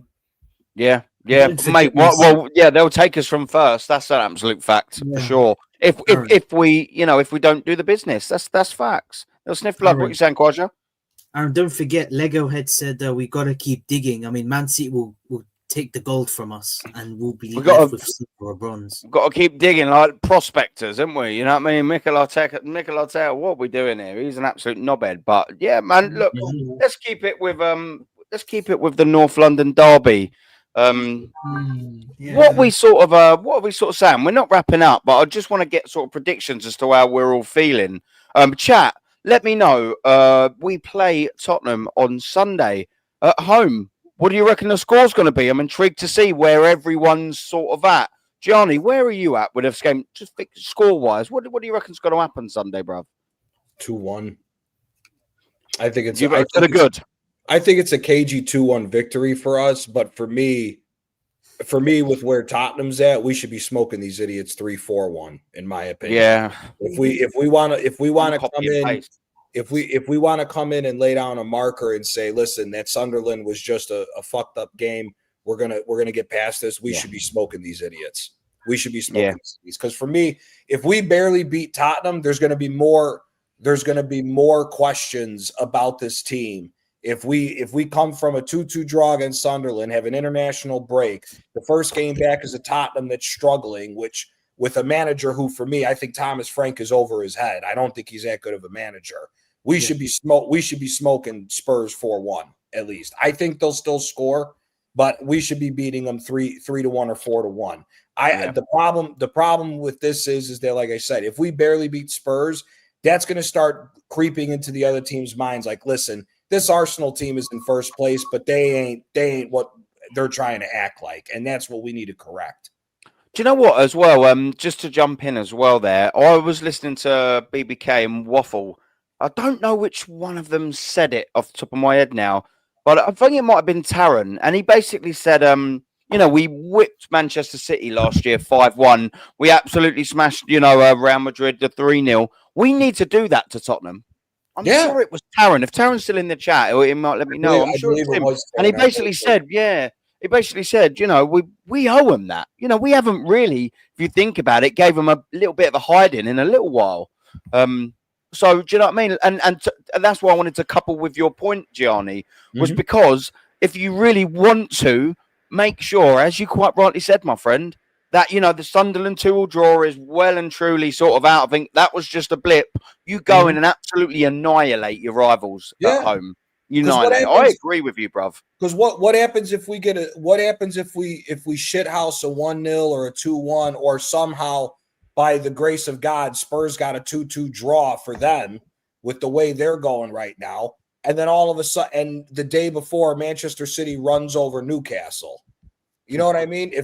Now you're starting to see the mental game starting to kick in along with everything else. So doesn't matter what City does against Newcastle, we need to destroy Spurs, in my opinion. But my prediction, 2-1. Yeah. Do you know what? I'm copying and pasting. I totally agree with you in everything you said. I think we've nailed it pretty much similar with that, Gianni. I reckon we'll probably end up winning 2-1, but I reckon we should be winning this a lot more. And we need to, not just we need to. We need to, like, just for a bit of confidence as well. Do you know what I mean? If we absolutely steamroll Spurs, even if it's 3-1, 3-0, but have a competent performance and put a few goals in against them, all of a sudden the Chelsea game looks a little bit better, doesn't it? Do you know what I mean? Like, you're not, like you said, if you fall over the line 2-1 at Spurs, okay, cool, great, you got the 3 points. But then you're looking and thinking, fuck me, if we play like that against Bayern Munich, we're going to get hiding. And then if we play like that against Chelsea and they're on it at the Stamford Bridge, we're not going to fucking win there. Whereas, and I know it's basic points we're making, however, it's valid. If we was to go and absolutely annihilate Spurs, you're almost like, come on, Chelsea. Exactly. Come on, next. And again, we need that. You need that going into our tough months. Facts. Again, if this was, we need it going into the tough months, because again, Villa's only 8 points behind us. Villa was shit at the first couple games of the year, and now they've gotten hot. Let's table up. Yeah. Yes. Let's have a look. Villa's got 18 points. Villa's only 8 points behind us. They're in 6th. Yeah. I'm not going to lie. I've been a little bit of a table snob. I haven't really sort of looked at it much because I know where we are. So and I know where Man City are, and so I've not really scaled down that much. Let me just get it up so I can actually have a little look. But I'm so entitled. Oh, exactly what you said, though, bro. Because you can't imagine if you have a situation like what you said, where you go in, you barely beat Spurs. Well, again, we never know what we get with Chelsea, so it adds to more. Not sure of what could end up happening at the Chelsea game, especially Stamford Bridge, where it's hit or miss. We either could look good at the bridge or we could look like shit at the bridge. Yeah. And that's what you don't want, especially coming off of a Spurs game. If we draw or lose to Spurs, there's going to be a problem. That's going to be a problem. Because like you 100%. said, we never drop points in a one-off game. It's a cluster. It's a cluster of points that we drop at different times, which always screws us. Yeah, massively. You think we was even the season, was it 2 years ago? We were top at Christmas and then lost 2-0 at home to West Ham, 2-1 away, I think, to Fulham it was, and then that's that. To last 6 points, 5 points behind the top. And the one season where we dropped Villa and West Ham back to back. Yeah, that West Ham, we were 2-0 up and then 2-2. Then it was Liverpool, I think, 2-0 up, 2-2, and then I think it was Southampton, a draw, wasn't it? Yeah, that was the 1 in 7, I think. The one that was the other games. Yeah. Yep. Yeah. That screwed it. So when my point is made about we drop points in clusters, this is absolutely what we need to avoid this time. Because if we cluster these Spurs games and the Chelsea games, Manchester City are ahead of us. You can see there's 4 points in it. You draw against Spurs, there's your 2 points. You have a bad result against Chelsea. Yep. Bye-bye. I'm not saying that'll be done. It won't be, but...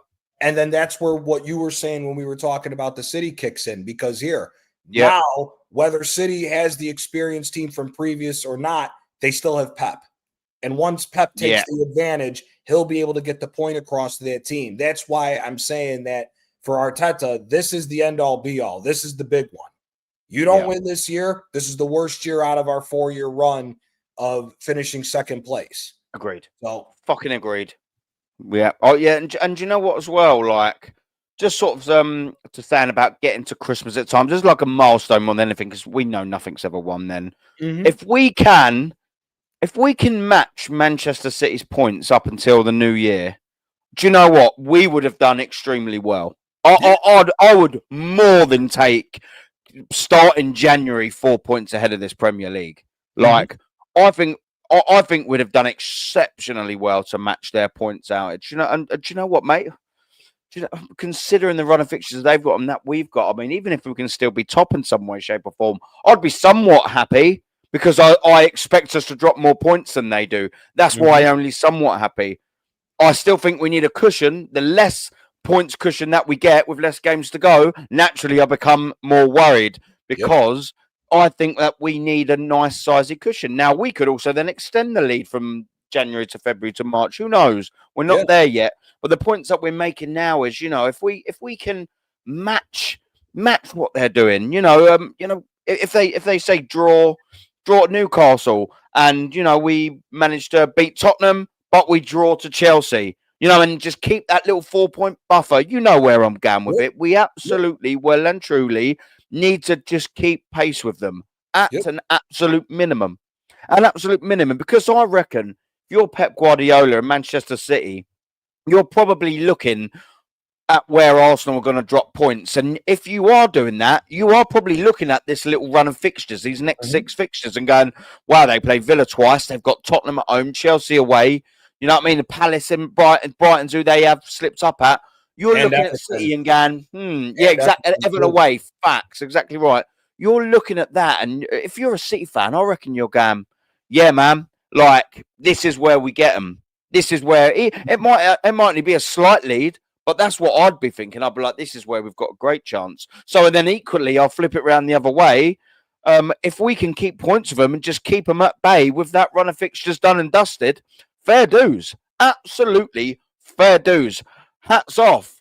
Nothing's won, but you're halfway through the season and you've got a little buffer still. Go and extend it now. Yep. We'll get to that when the season is, but it's valid now. That's all I sort of want from this, man. I'm quite intrigued at what you're saying at that table. To quickly digress from my other point, yeah, you got Chelsea. You know, they're 6 points behind. Everyone's sort of talking about them. I don't want to talk about this that much, but you know, their title rate. Yeah, and with Cole Palmer being hurt for the game, it's a lot less worrisome. But you know, it's still Chelsea at Stamford Bridge. Like I said, man, for me, the one that worries me is 2 games against Villa. Yeah, we do not have a good record against Unai Emery since he's taken over Aston Villa. That's the worrisome. That and I will say Everton does worry me a little bit because Everton can play very similarly to Sunderland with the physical aspect of the game. They have a little bit more technique now with Grealish and the way that Ndiaye is playing, because he's a pretty damn good player too, but they can play very similar to Sunderland, which is why Everton worries me too. So it's not a foregone conclusion, but yeah, I think this run will tell us a lot more about ourselves once we hit the new year, because these are normally the teams we screw up against. It's Arsenal. You know, listen to the Top Gooner anytime. We had that run against the Big Six where we were undefeated. We were undefeated for so many games. It was always the teams we played down to them. Yeah, we'll play down to their level and end up screwing up and capitulating. So this is definitely that run to test to see where we're really going to be at.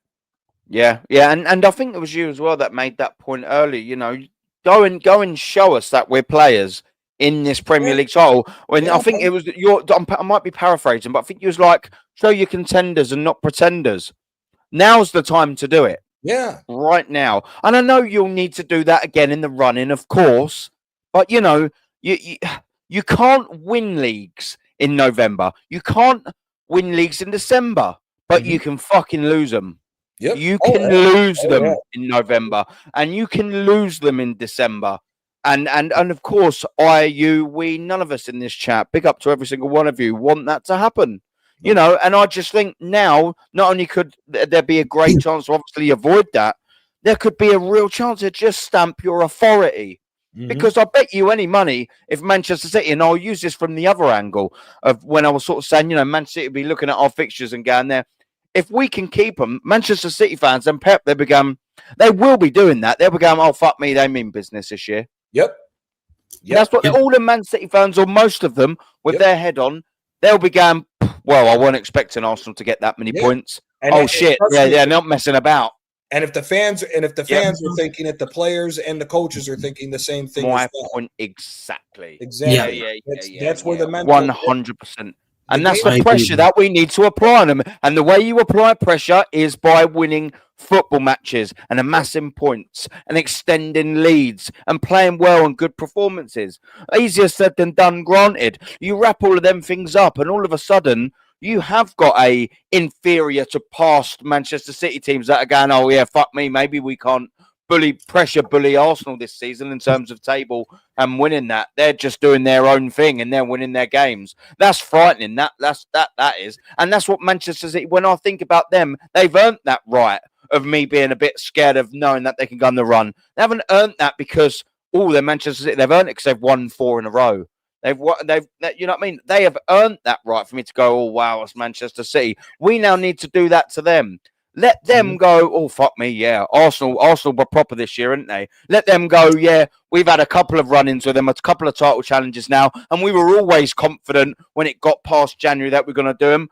Now is the time to show them in January, if we're still 4, maybe even more, whatever points ahead of them. Yeah, we're not to be fucked around with this year. There is a lot of work to do in between now and them games in January, by the way. A lot of bloody work, a lot of good performances, a lot of correct managerial decisions in and out game that Mikel Arteta will have to negotiate. And if you're going to win the title, you're going to win trophies, you're going to be a successful manager, you're going to be considered one of the best in the world.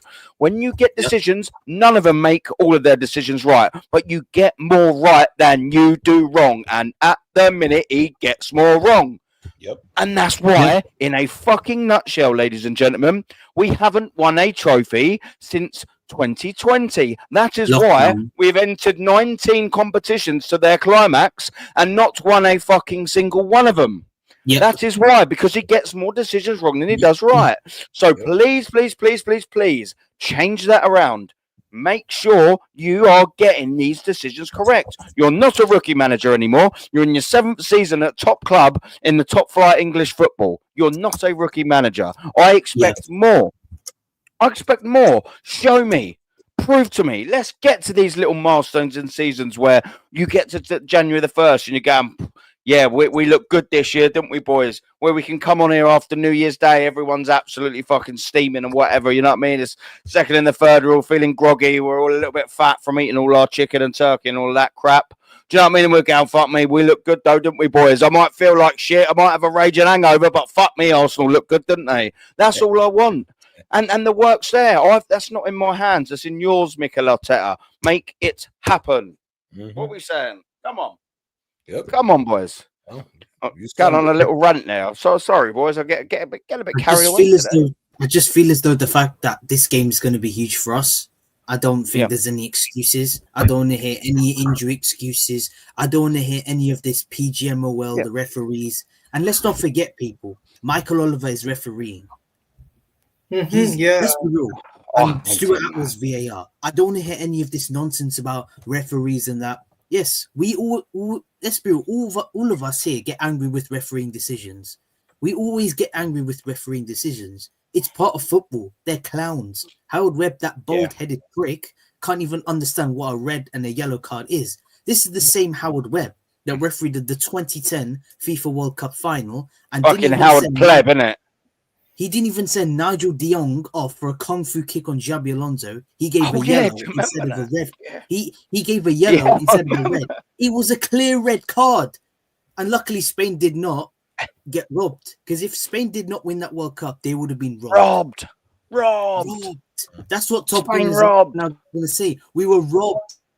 PGMOL are against us. Michael Oliver is a Manchester City supporter when he's a Newcastle fan. Even admit he's a Newcastle fans. Yeah. So and the fact of the matter, and they're saying, "Oh, Stuart Atwell's a Luton fan," and all this PR, and it's just the fact all of that nonsense. I just don't like the way that we talk about referees. To talk about who the referee is. Officiating's been shit by the whole since we've been here. There's no reason to even talk about who the referee is. Why are we even doing this? Here's the difference between Arsenal and why we don't win. Teams that fucking win take the decisions away from the referees. Facts. No team. I don't give them something to do, or don't give them one to make in it. Yeah, that's it. No team that wins ever, at least to the bare minimum, takes the game away from the referee and takes it by the horns. You don't leave. You don't. If you leave the game into the referee's hands, you're going to get fucked. You're going to get fucked. We've seen it how many times, and not just in football and every other fucking sport. If you leave the game in the referee's hands, if you're trying to play that way, you're going to screw yourself. So there's no reason. Who gives a shit if Michael Oliver's there? Again, this is the reason why we need to be playing more forward-thinking football. You force luck. When you play like shit, when you barely win, your luck runs out playing that way. Again, we can always use him over and over again. Look at Sir Alex Ferguson. Extra time was known as Fergie time. Why? Yeah. Because they forced their luck. They always force their luck because they played their brand of football, stick with the club's identity. Arsenal doesn't stick with the club's identity. We play this bullshit pragmatic football, and we barely skate by. Guess what? If you barely skate by throughout, no team has ever barely skated by the whole year. When Leicester won, they took the game. They took the season by the horns. They were up when they were. Yeah. So it wasn't like a team that barely freaking won. Getting by the whole year. You can't do that. So again, this is why fuck talking about referees and all this nonsense. Arteta needs to get this team playing, and that's it. Who cares about the only way you could sit there and complain about a Michael Oliver is if somebody did a bullshit little tackle that's not worth a card and he red cards somebody for no reason. And I don't think that's going to happen. So again, screw Michael Oliver. He's not a part of this equation. The equation is, does Arsenal have the balls to go out and win the fucking league? Fuck the referees. Because if referees got to be a part of the conversation, you ain't got the balls to win the league. Plain and simple. Yeah. No, facts. Do you know what as well quickly? And I wanted to add this in. Who's starting up top? Is Gyökeres back? I don't think so. Yeah, do you reckon Trossard's going to go up top? This is a tough decision. A major doubt for the Well, team. So the problem is Marino. Are we seeing Marino up top? The thing is, Aaron, in my I know, Gianni. I know. In my book, Aaron, Go on, mate. we all know what he can do because he can always rush players back. So I am asking Arteta, I beg you, do not rush Odegaard or Calafiori or Gyökeres into the squad immediately because rush Calafiori. We don't want him on the Italian national team. Rush him. We're good with him getting injured. Yeah, but get his bum ass on my fucking but he's back though. Everyone fancies him. The sweet prince, by the way. He's handsome. But here's my view, guys. Here's my view. Yeah.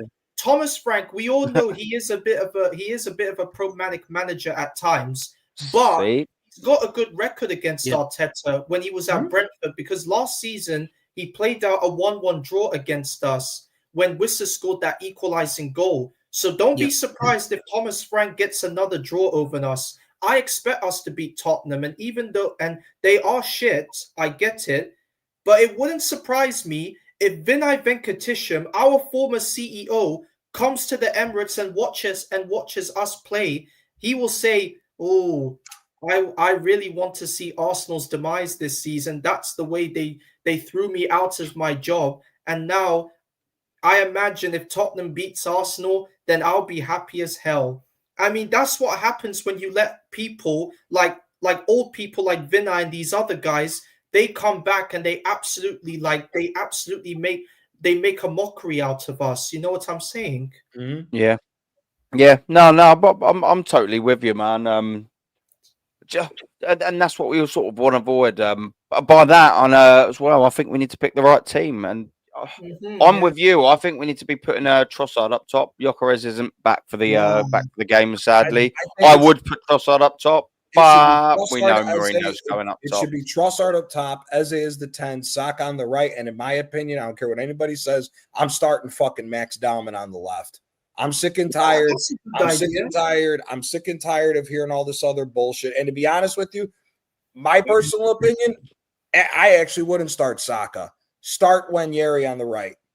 Yeah. Let Saka get some breaks. We need some actual squad rotation here. And this Spurs ain't that good of a team. Frank ain't that good of a manager. We should be slapping these guys up with that front four. And with the amount of creativity between Wanyeri, Eze, and Dallman, we should be smoking them. We should be smoking. Yeah. But I agree. One of Ethan or Max needs to be starting minimum. Yeah, they need to. I get your point. With the Saka one, the only reason why I can't see him being dropped purely is just because it's at home, because it's the North London derby. Like I just can't see him doing it. But I totally get the angle that you're coming from. Like if Saka was to be dropped and you had Ethan on the right and Dallman on the left or whatever, I'm not crying my eyes out. I'm like, cool. Do you know what I mean? So if that scenario was to happen, Gianni, I'd be like, oh, cool. This is quite interesting. I hope the boys get on well. Yeah, I would be quite intrigued, nicely intrigued. Let's say for example, I can't see it happening. But let's say, for example, right? He hasn't come out and told us how long Gyökeres is out for, right? So let's just leave it. I don't think there's anything. No, I don't even want to talk about Kai Havertz, because Kai Havertz is a jag off. He should never play for this team again. He's a donkey as well. And the thing, you know what's coming.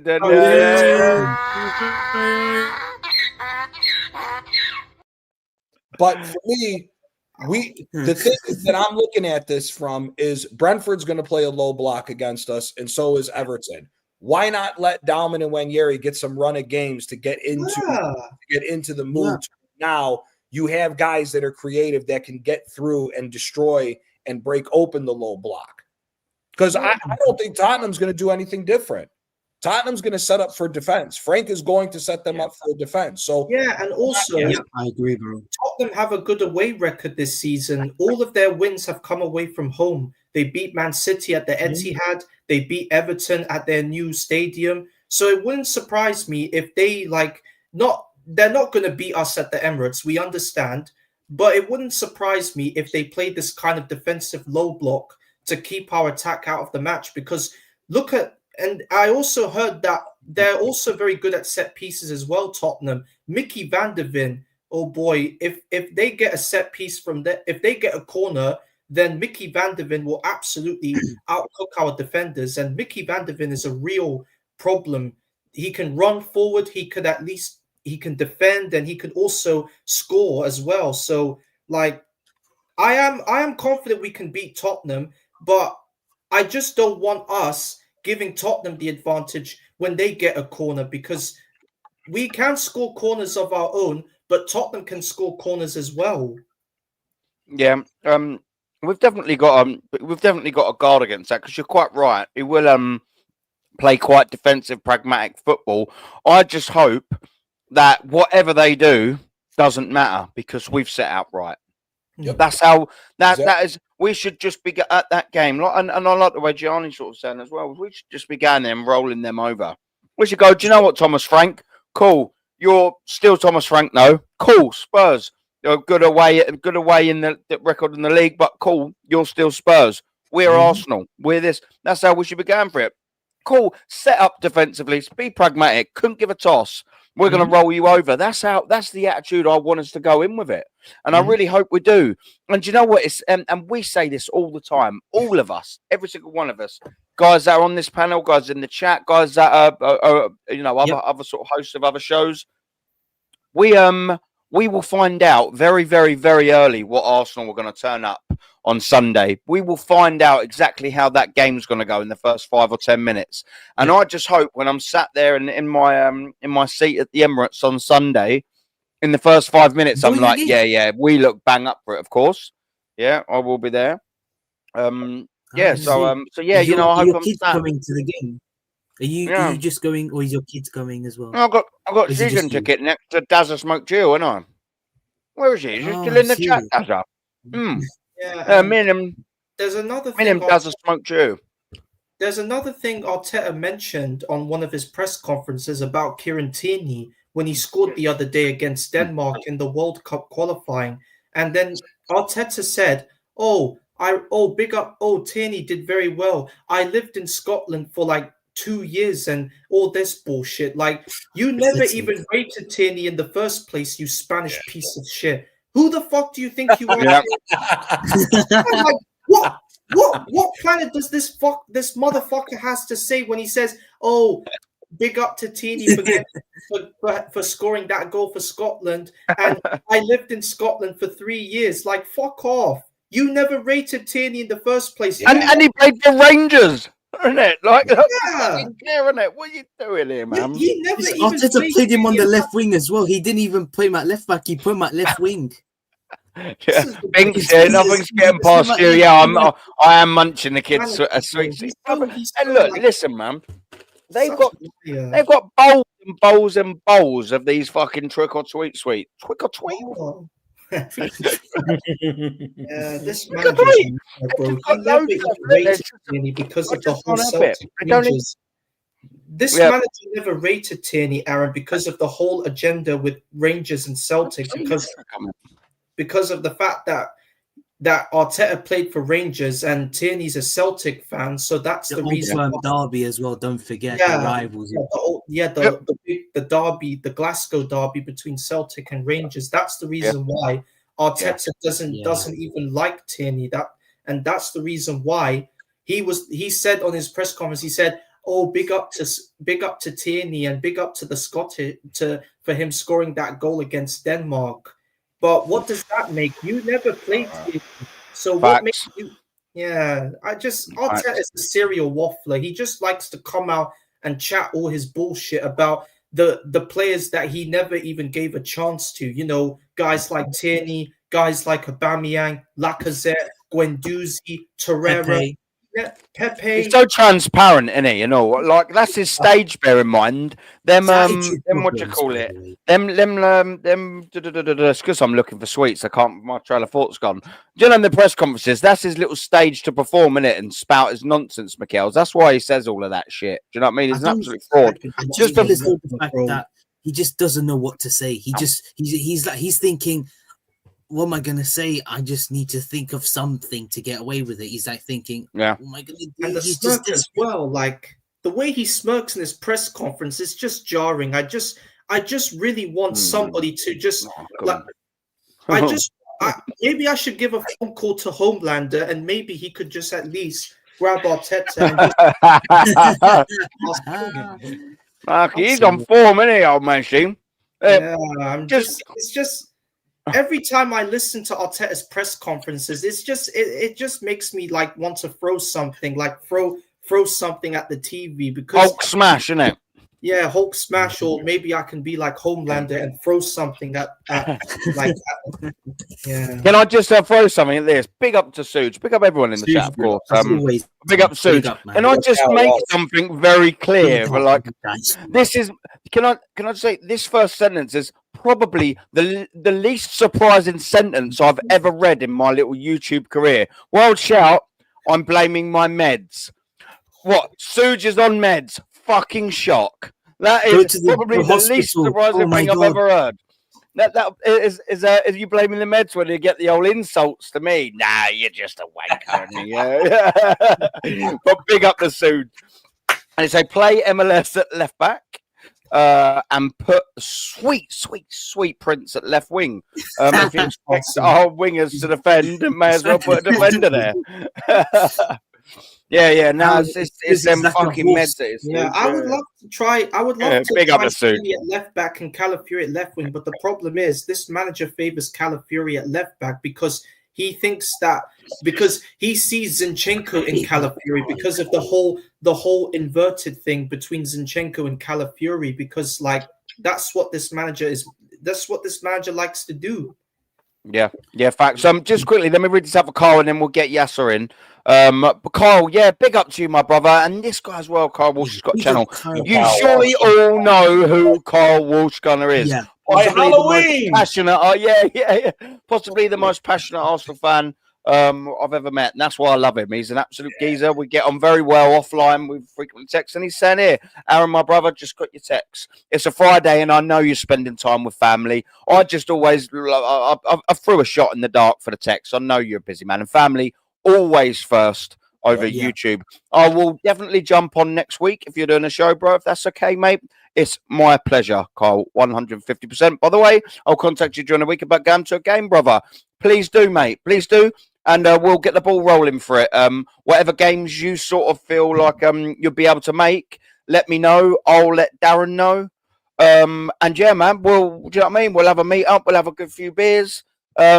And yeah, man, I'll be looking forward to meeting you in the flesh, Carl. It'll be my absolute pleasure. We'll have a good few beers. Come on, Carl. Let's not piss about. But yeah, we've got Yasser who's jumped on screen. Big up to you, Yasser, man. It's been a minute, as we say. You're looking double chill there, my brother. Big up, Yasser. Hey, man, looking as cool as fuck as he always does. He's always a chill. Yeah, man. Come on, Yass. What we saying, man?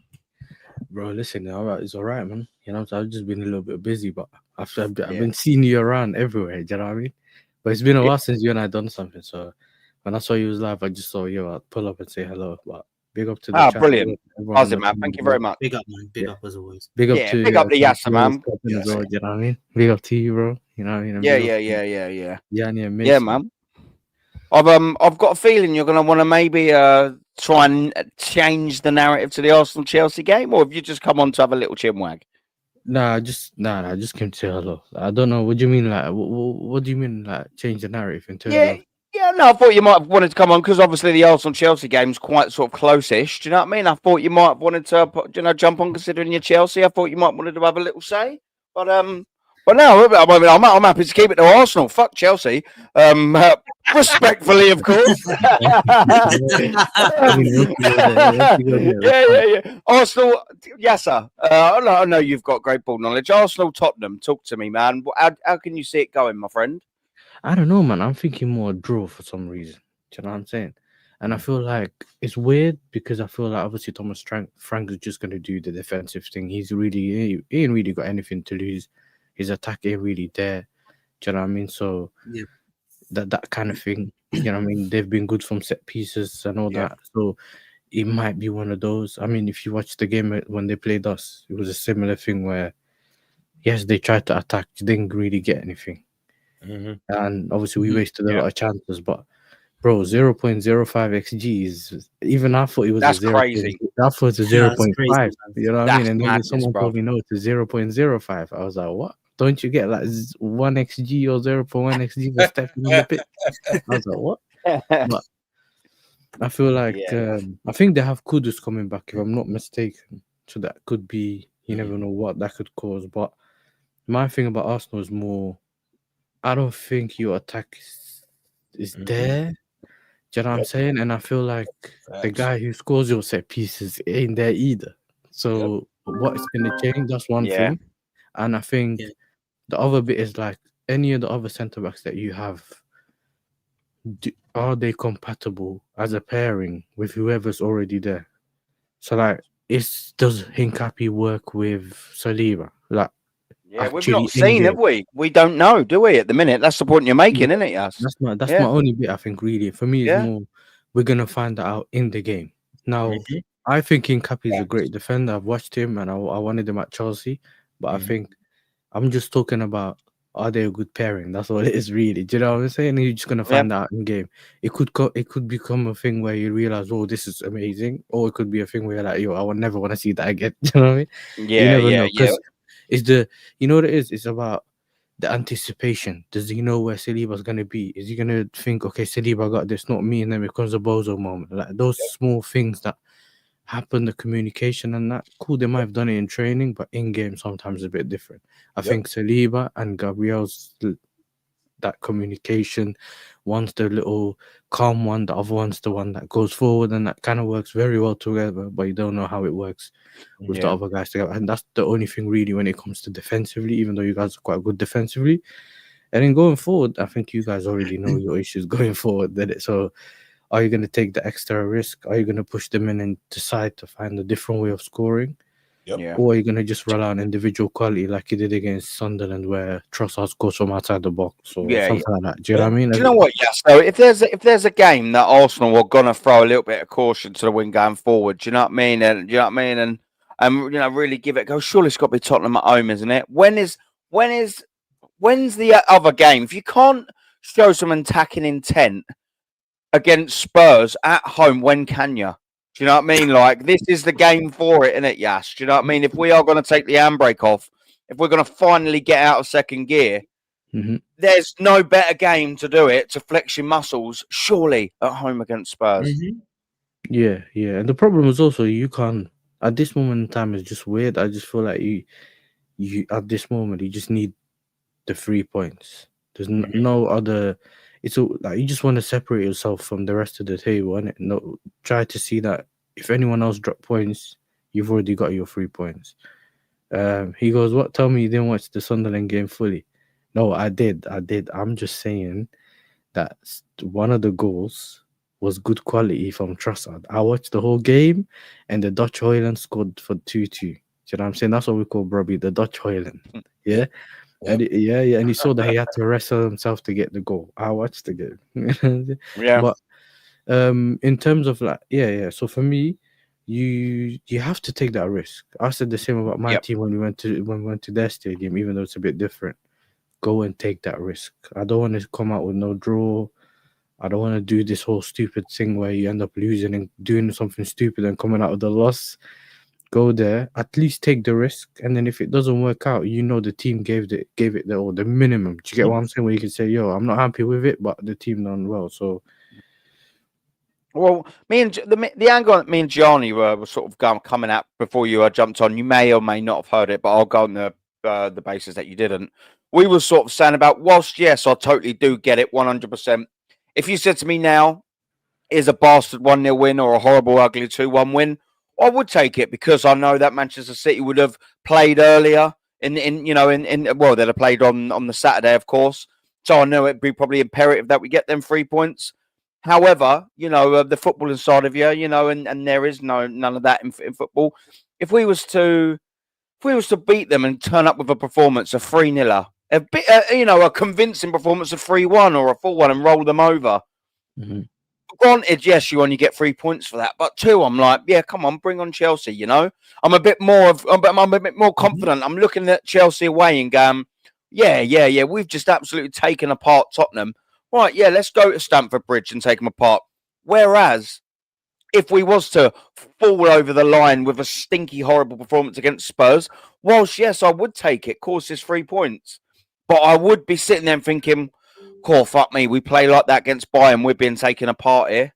Or, if we play like that against Chelsea and Chelsea turn up, we're not going to win that football match. So, whilst, yeah, I totally get that point, and we've all sort of agreed, yeah, we need to stop dropping points in clusters. We need to just make that Sunderland 2-2 a blip, put it to one side and beat Spurs.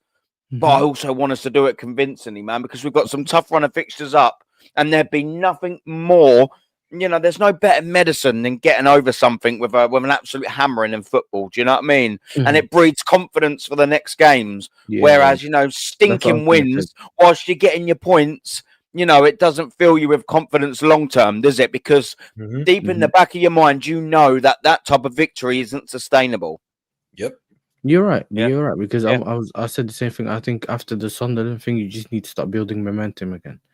It's one of those where even though you've built momentum up to the Sunderland one, and I know the Sunderland one wasn't a loss, but I just mean that you start winning and now you say, we keep winning from there on.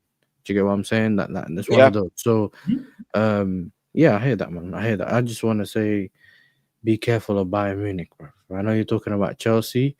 The Bayern Munich game, whether you need to win, and I don't think you guys need to win it, because you got enough points to be safe and all that. But I'm saying their performance, sometimes losing a game, regardless of whether it means something or not, sometimes can be a thing that can affect you. Do you know what I'm saying? Because you don't know exactly how the team feels. Like if the team feels like, we're going to go and win, and then they get dismantled, it could affect their confidence going to the next game.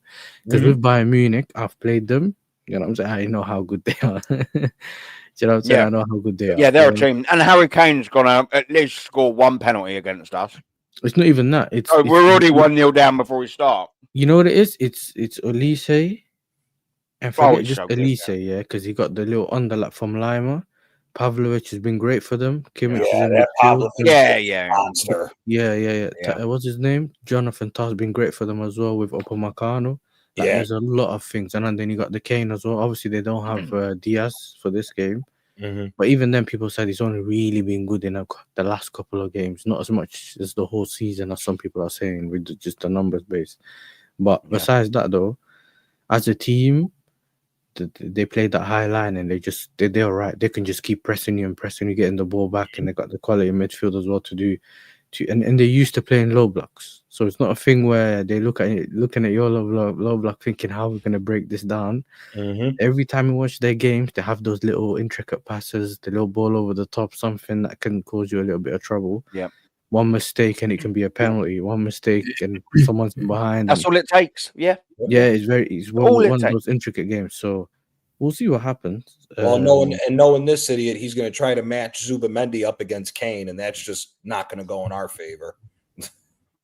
Mate, do you know what? I'd actually just forgot to do it in his press conference. Let me just see if I can quickly I won't bring it back up, but I'll read it out what he said about Zubamendi, bruv, because you just reminded me, man. Like, I'm sorry, like there probably is a player for there, and he plays totally different for Spain as he does for Arsenal. I just ain't seeing Arsenal Zubamendi at the minute. Yes, I know he's only just came here. And yes, I hope that he does get better over time. But everyone, like a lot of Arsenal fans, are basically saying he's like the unsung hero of the season. And I'm like, what are you all talking about? Like, I see a talented player, yeah, for sure. But I'm not seeing, like, unbelievable player there and there. And this is what he's been asked in his press conference, right? On how high he rates Zubamendi among the best midfielders in the world. Arteta's response, well, my players are the best. To compare him with other players, I don't think it's fair. I think each player has his own quality. I think the impact of Zubi on the team is unquestionable. Why is it unquestionable? Like, I'll tell you why I would happily and easily question it. Whilst I'm not saying he's been a total disaster, and I will think he will absolutely improve, and probably under a different manager, I think you'd probably get the tune out of him, played correctly, in the right system, in the right formation. Why is it unquestionable? I'll tell you why. Because you take Declan Rice out of that midfield, and Zubamendi doesn't just look average, he looks shit. because Zubimendi is being absolutely covered by Declan Rice's legs, his effort.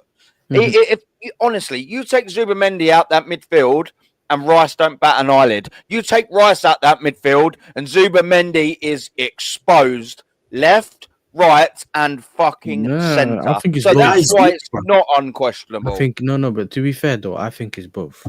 I think Rice needs someone with that passing ability. Agreed. And I think the other way around, Agreed. What's it called? I think the other way around is Zubimendi needs the legs that Rice provides. I think it has to be one of the other. I think you can't. I've always said that with Rice, you have to play him in a double pivot.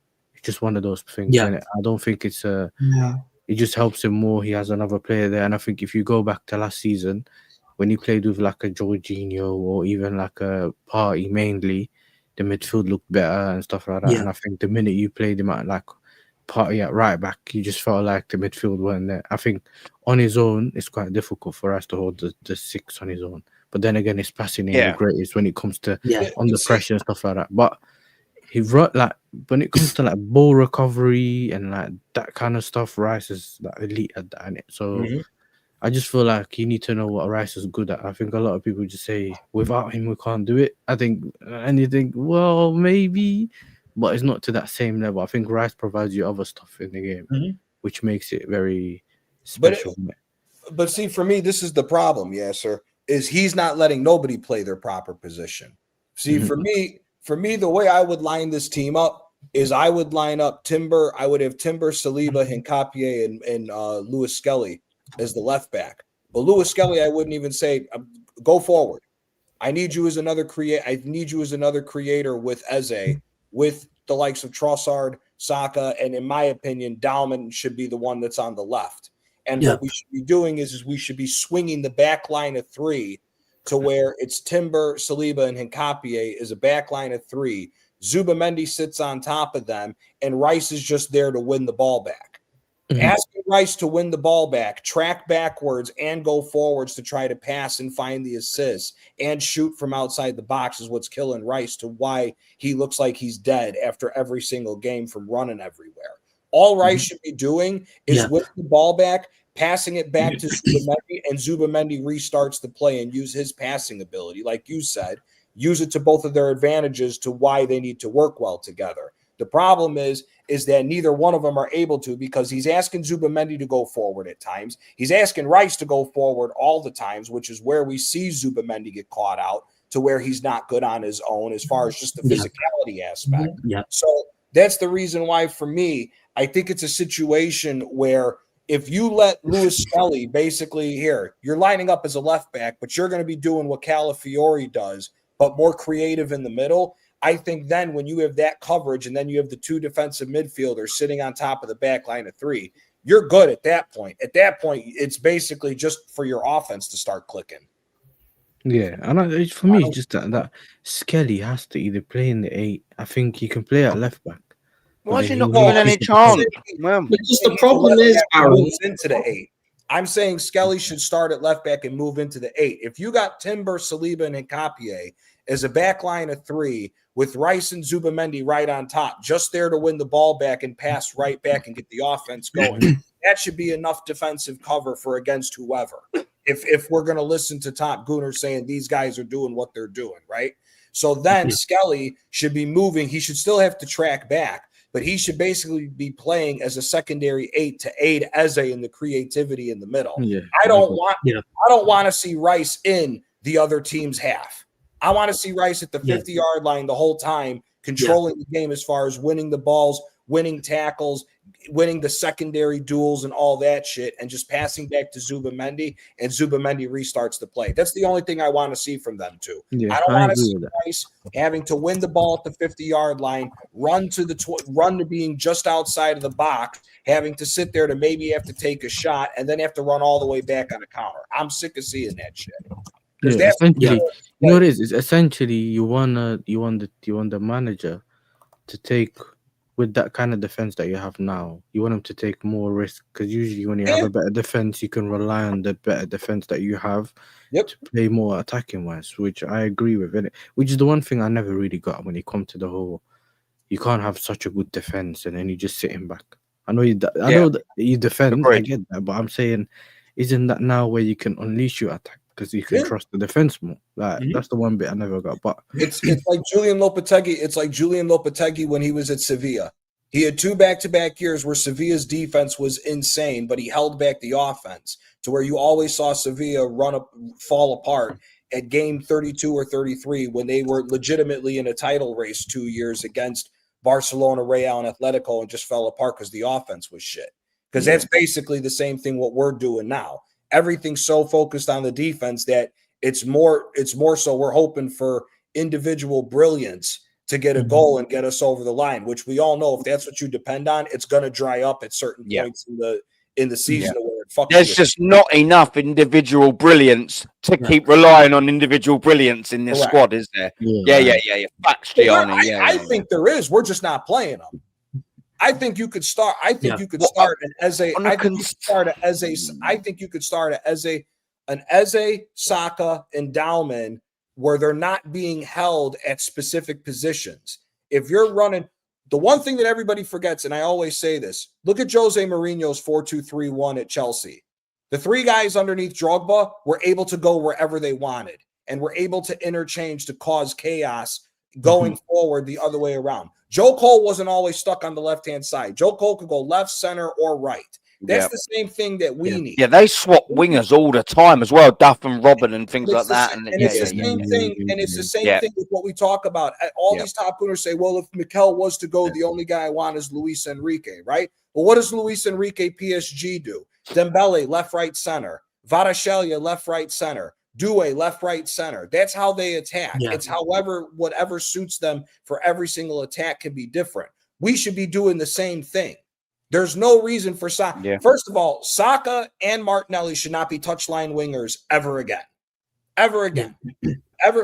Ever since we blew the 8-point lead, the players that are set up on the wings are getting closer and closer to the wings rather than closer to the box, which is why the goals have been drying up for this team. We need to stop this shit. And plus, Saka doesn't have the pace. If he does, he hasn't shown it that he has the pace from the previous years. So Saka needs to be playing closer. Saka needs to be playing closer to the goal anyways if we're going to rely on him to go to the world-class level of needing 20 goals. Because him playing the way he's playing right now, this motherfucker ain't scoring no 20 goals. I'm sorry to tell you. It ain't happening. In fact, just quickly, I'm going to finish up on this. I'm starting to get a little bit tired, and we will raid DJB. But, of course, we're going to finish on Suge. Why not? Well, that's actually sounded very bad. But I don't want to get Suge's hope. I don't want to get Suge's hopes up. You know what I mean? Adam said in his interview. Oh no, sorry, Suge. Adam eats Haribo because it's the only thing that makes him feel like an adult. The only candy that's not labeled kid size. That is small. That's crazy. Suge, man. He's just every time. Yeah, big up Suge, man. He's brilliant to have on, man. No, listen, I don't want to get you too excited, Suge. Do you know what I mean? I don't know. It depends. If you're ever in England, do you know what I mean? Well, give me a bell. That just didn't come out very well, did it? Big up to you, man. There's something that Rice said in his interview, guys. He said, and I quote, "Don't judge Arteta until he wins." How does that statement That's top goodness, bro. That's top goodness for you. That's top goodness. It's top goodness. But It's every day I wake up. It's just an everyday. I'm not an Arsenal fan. Do you know what I'm saying? Bro, oh man, it's sometimes crazy. It's crazy. But listen, we will wrap up. Firstly, man, thank you very much for the panel. We had Rashid as well before it, and we've got Gianni, we've got Macy, we've got Quaja, and we're nicely joined as well by Yasser. And as well, we've had Suge who decided to jump on. I've thoroughly enjoyed having a little bit of a football chat. I'm glad that I'm able to constantly do Friday call-in shows. They are back for good. Weren't you back? Yeah. Weren't you back? They are back for good. So, we will see you again at 8:30 on Friday with more me destroying Take That songs. Big up to the world-class chat as Every always, time. man. Good night Thank you to very much. everyone. You're the most important people. And yeah, on that note, we will love you all and leave you. And fingers crossed, we do the business against Tottenham. We got to be able to do them, haven't we? Come on, 4-1 incoming, yeah. But we're so negative. We're so negative. We're raiding DJB. Go over and send DJB some love. Aaron talks Arsenal raid. Double, treble, boom. See you later.